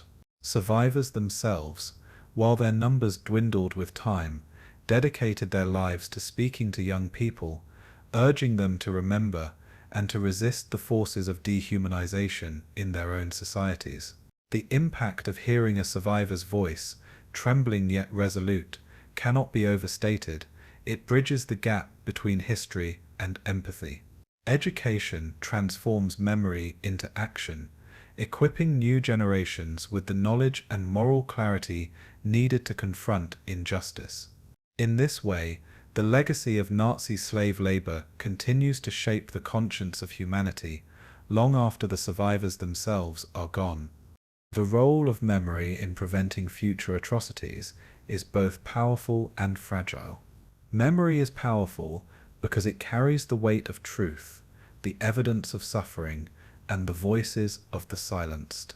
But it is fragile because it can be distorted, denied, or forgotten in the tides of politics and ideology. Holocaust denial and revisionism remain threats, attempting to erase or diminish the reality of Nazi crimes. This makes the preservation of testimony, archives, and memorials all the more urgent. The legacy of slave labor insists that forgetting is itself a form of betrayal, a second death for those who already endured so much. Memory must therefore be defended, nurtured, and passed on, not as a burden but as a duty. By remembering, societies armor themselves against repetition, ensuring that the machinery of forced labor and exploitation can never again find fertile ground. The legacy of Nazi slave labor is also a story of resilience and the human spirit amid the brutality. Prisoners forged bonds of solidarity, shared scraps of food, and whispered songs of resistance. Survivors rebuilt their lives after liberation, carrying forward not only the scars of trauma, but the strength of survival. Many became teachers, writers, or activists, dedicating their lives to ensuring that the world would remember. Their resilience stands as a counterpoint to the cruelty they endured, a testament that even in humanity's darkest hours, dignity and compassion can endure. This resilience is part of the legacy, teaching us that survival is not merely endurance but the act of carrying memory into the future. In honoring the victims, we must also honor the courage of those who survived, who bore witness, and who transformed their suffering into warnings for generations yet to come. As we conclude the history of Nazi slave labor, the legacy and lessons become clear. The cost of forgetting is too great, and the responsibility of remembrance is eternal. The human cost, millions enslaved, millions dead, remains a wound on the conscience of humanity. Memorials, testimonies, and education ensure that the world does not look away, but instead confronts the uncomfortable truths of exploitation and complicity. The ethical lessons remind us that vigilance is always necessary, for cruelty thrives where silence reigns. The role of memory, fragile yet enduring, binds past to present, teaching that remembrance is itself an act of resistance. The story of Nazi slave labor is not only about suffering, but about resilience, not only about atrocity, but about the moral compass it leaves behind. Its lessons echo in every generation, reminding us that the defense of human dignity is the responsibility of all. In remembering, we honor the dead, support the survivors, and guard the living from repeating history's darkest crimes. Each name inscribed on a memorial challenges us to remember that the atrocities of slave labor were carried out not in secret, but in plain sight of a world that too often looked away. The lessons of Nazi slave labor extend into the ethical debates of modern society. The complicity of corporations, the silence of bystanders, and the obedience of professionals remind us that atrocity thrives when morality is subordinated to power or profit. Today, when forced labor and human trafficking still exist in hidden corners of the world, the history of the Nazi system demands vigilance. It compels governments, industries, and individuals to examine their responsibilities, to ask whether silence or indifference allows oppression to persist. The ethical lessons are stark. Progress without conscience becomes exploitation, and innovation without humanity becomes destruction. The memory of Nazi slave labor is not only about the past, but about how we conduct ourselves in the present, ensuring that no society again builds prosperity on the suffering of the powerless. In confronting this history, we are reminded that remembrance is an active responsibility, one that shapes justice and compassion in our own time. Education has become a central pillar in preserving the lessons of slave labor, ensuring that future generations understand the consequences of unchecked hatred and greed. Schools, museums, and universities around the world incorporate survivor testimonies, historical records, and site visits into their curricula. Documentaries, literature, and art bring the stories of victims to life, engaging audiences in ways that statistics cannot. Survivors themselves, while their numbers dwindled with time, dedicated their lives to speaking to young people, urging them to remember and to resist the forces of dehumanization in their own societies. The impact of hearing a survivor's voice, trembling yet resolute, cannot be overstated. It bridges the gap between history and empathy. Education transforms memory into action, equipping new generations with the knowledge and moral clarity needed to confront injustice. In this way, the legacy of Nazi slave labor continues to shape the conscience of humanity long after the survivors themselves are gone. The role of memory in preventing future atrocities is both powerful and fragile. Memory is powerful because it carries the weight of truth, the evidence of suffering, and the voices of the silenced. But it is fragile because it can be distorted, denied, or forgotten in the tides of politics and ideology. Holocaust denial and revisionism remain threats, attempting to erase or diminish the reality of Nazi crimes. This makes the preservation of testimony, archives, and memorials all the more urgent. The legacy of slave labor insists that forgetting is itself a form of betrayal, a second death for those who already endured so much. Memory must therefore be defended, nurtured, and passed on, not as a burden but as a duty. By remembering, societies armor themselves against repetition, ensuring that the machinery of forced labor and exploitation can never again find fertile ground. The legacy of Nazi slave labor is also a story of resilience and the human spirit amid the brutality. Prisoners forged bonds of solidarity, shared scraps of food, and whispered songs of resistance. Survivors rebuilt their lives after liberation, carrying forward not only the scars of trauma, but the strength of survival.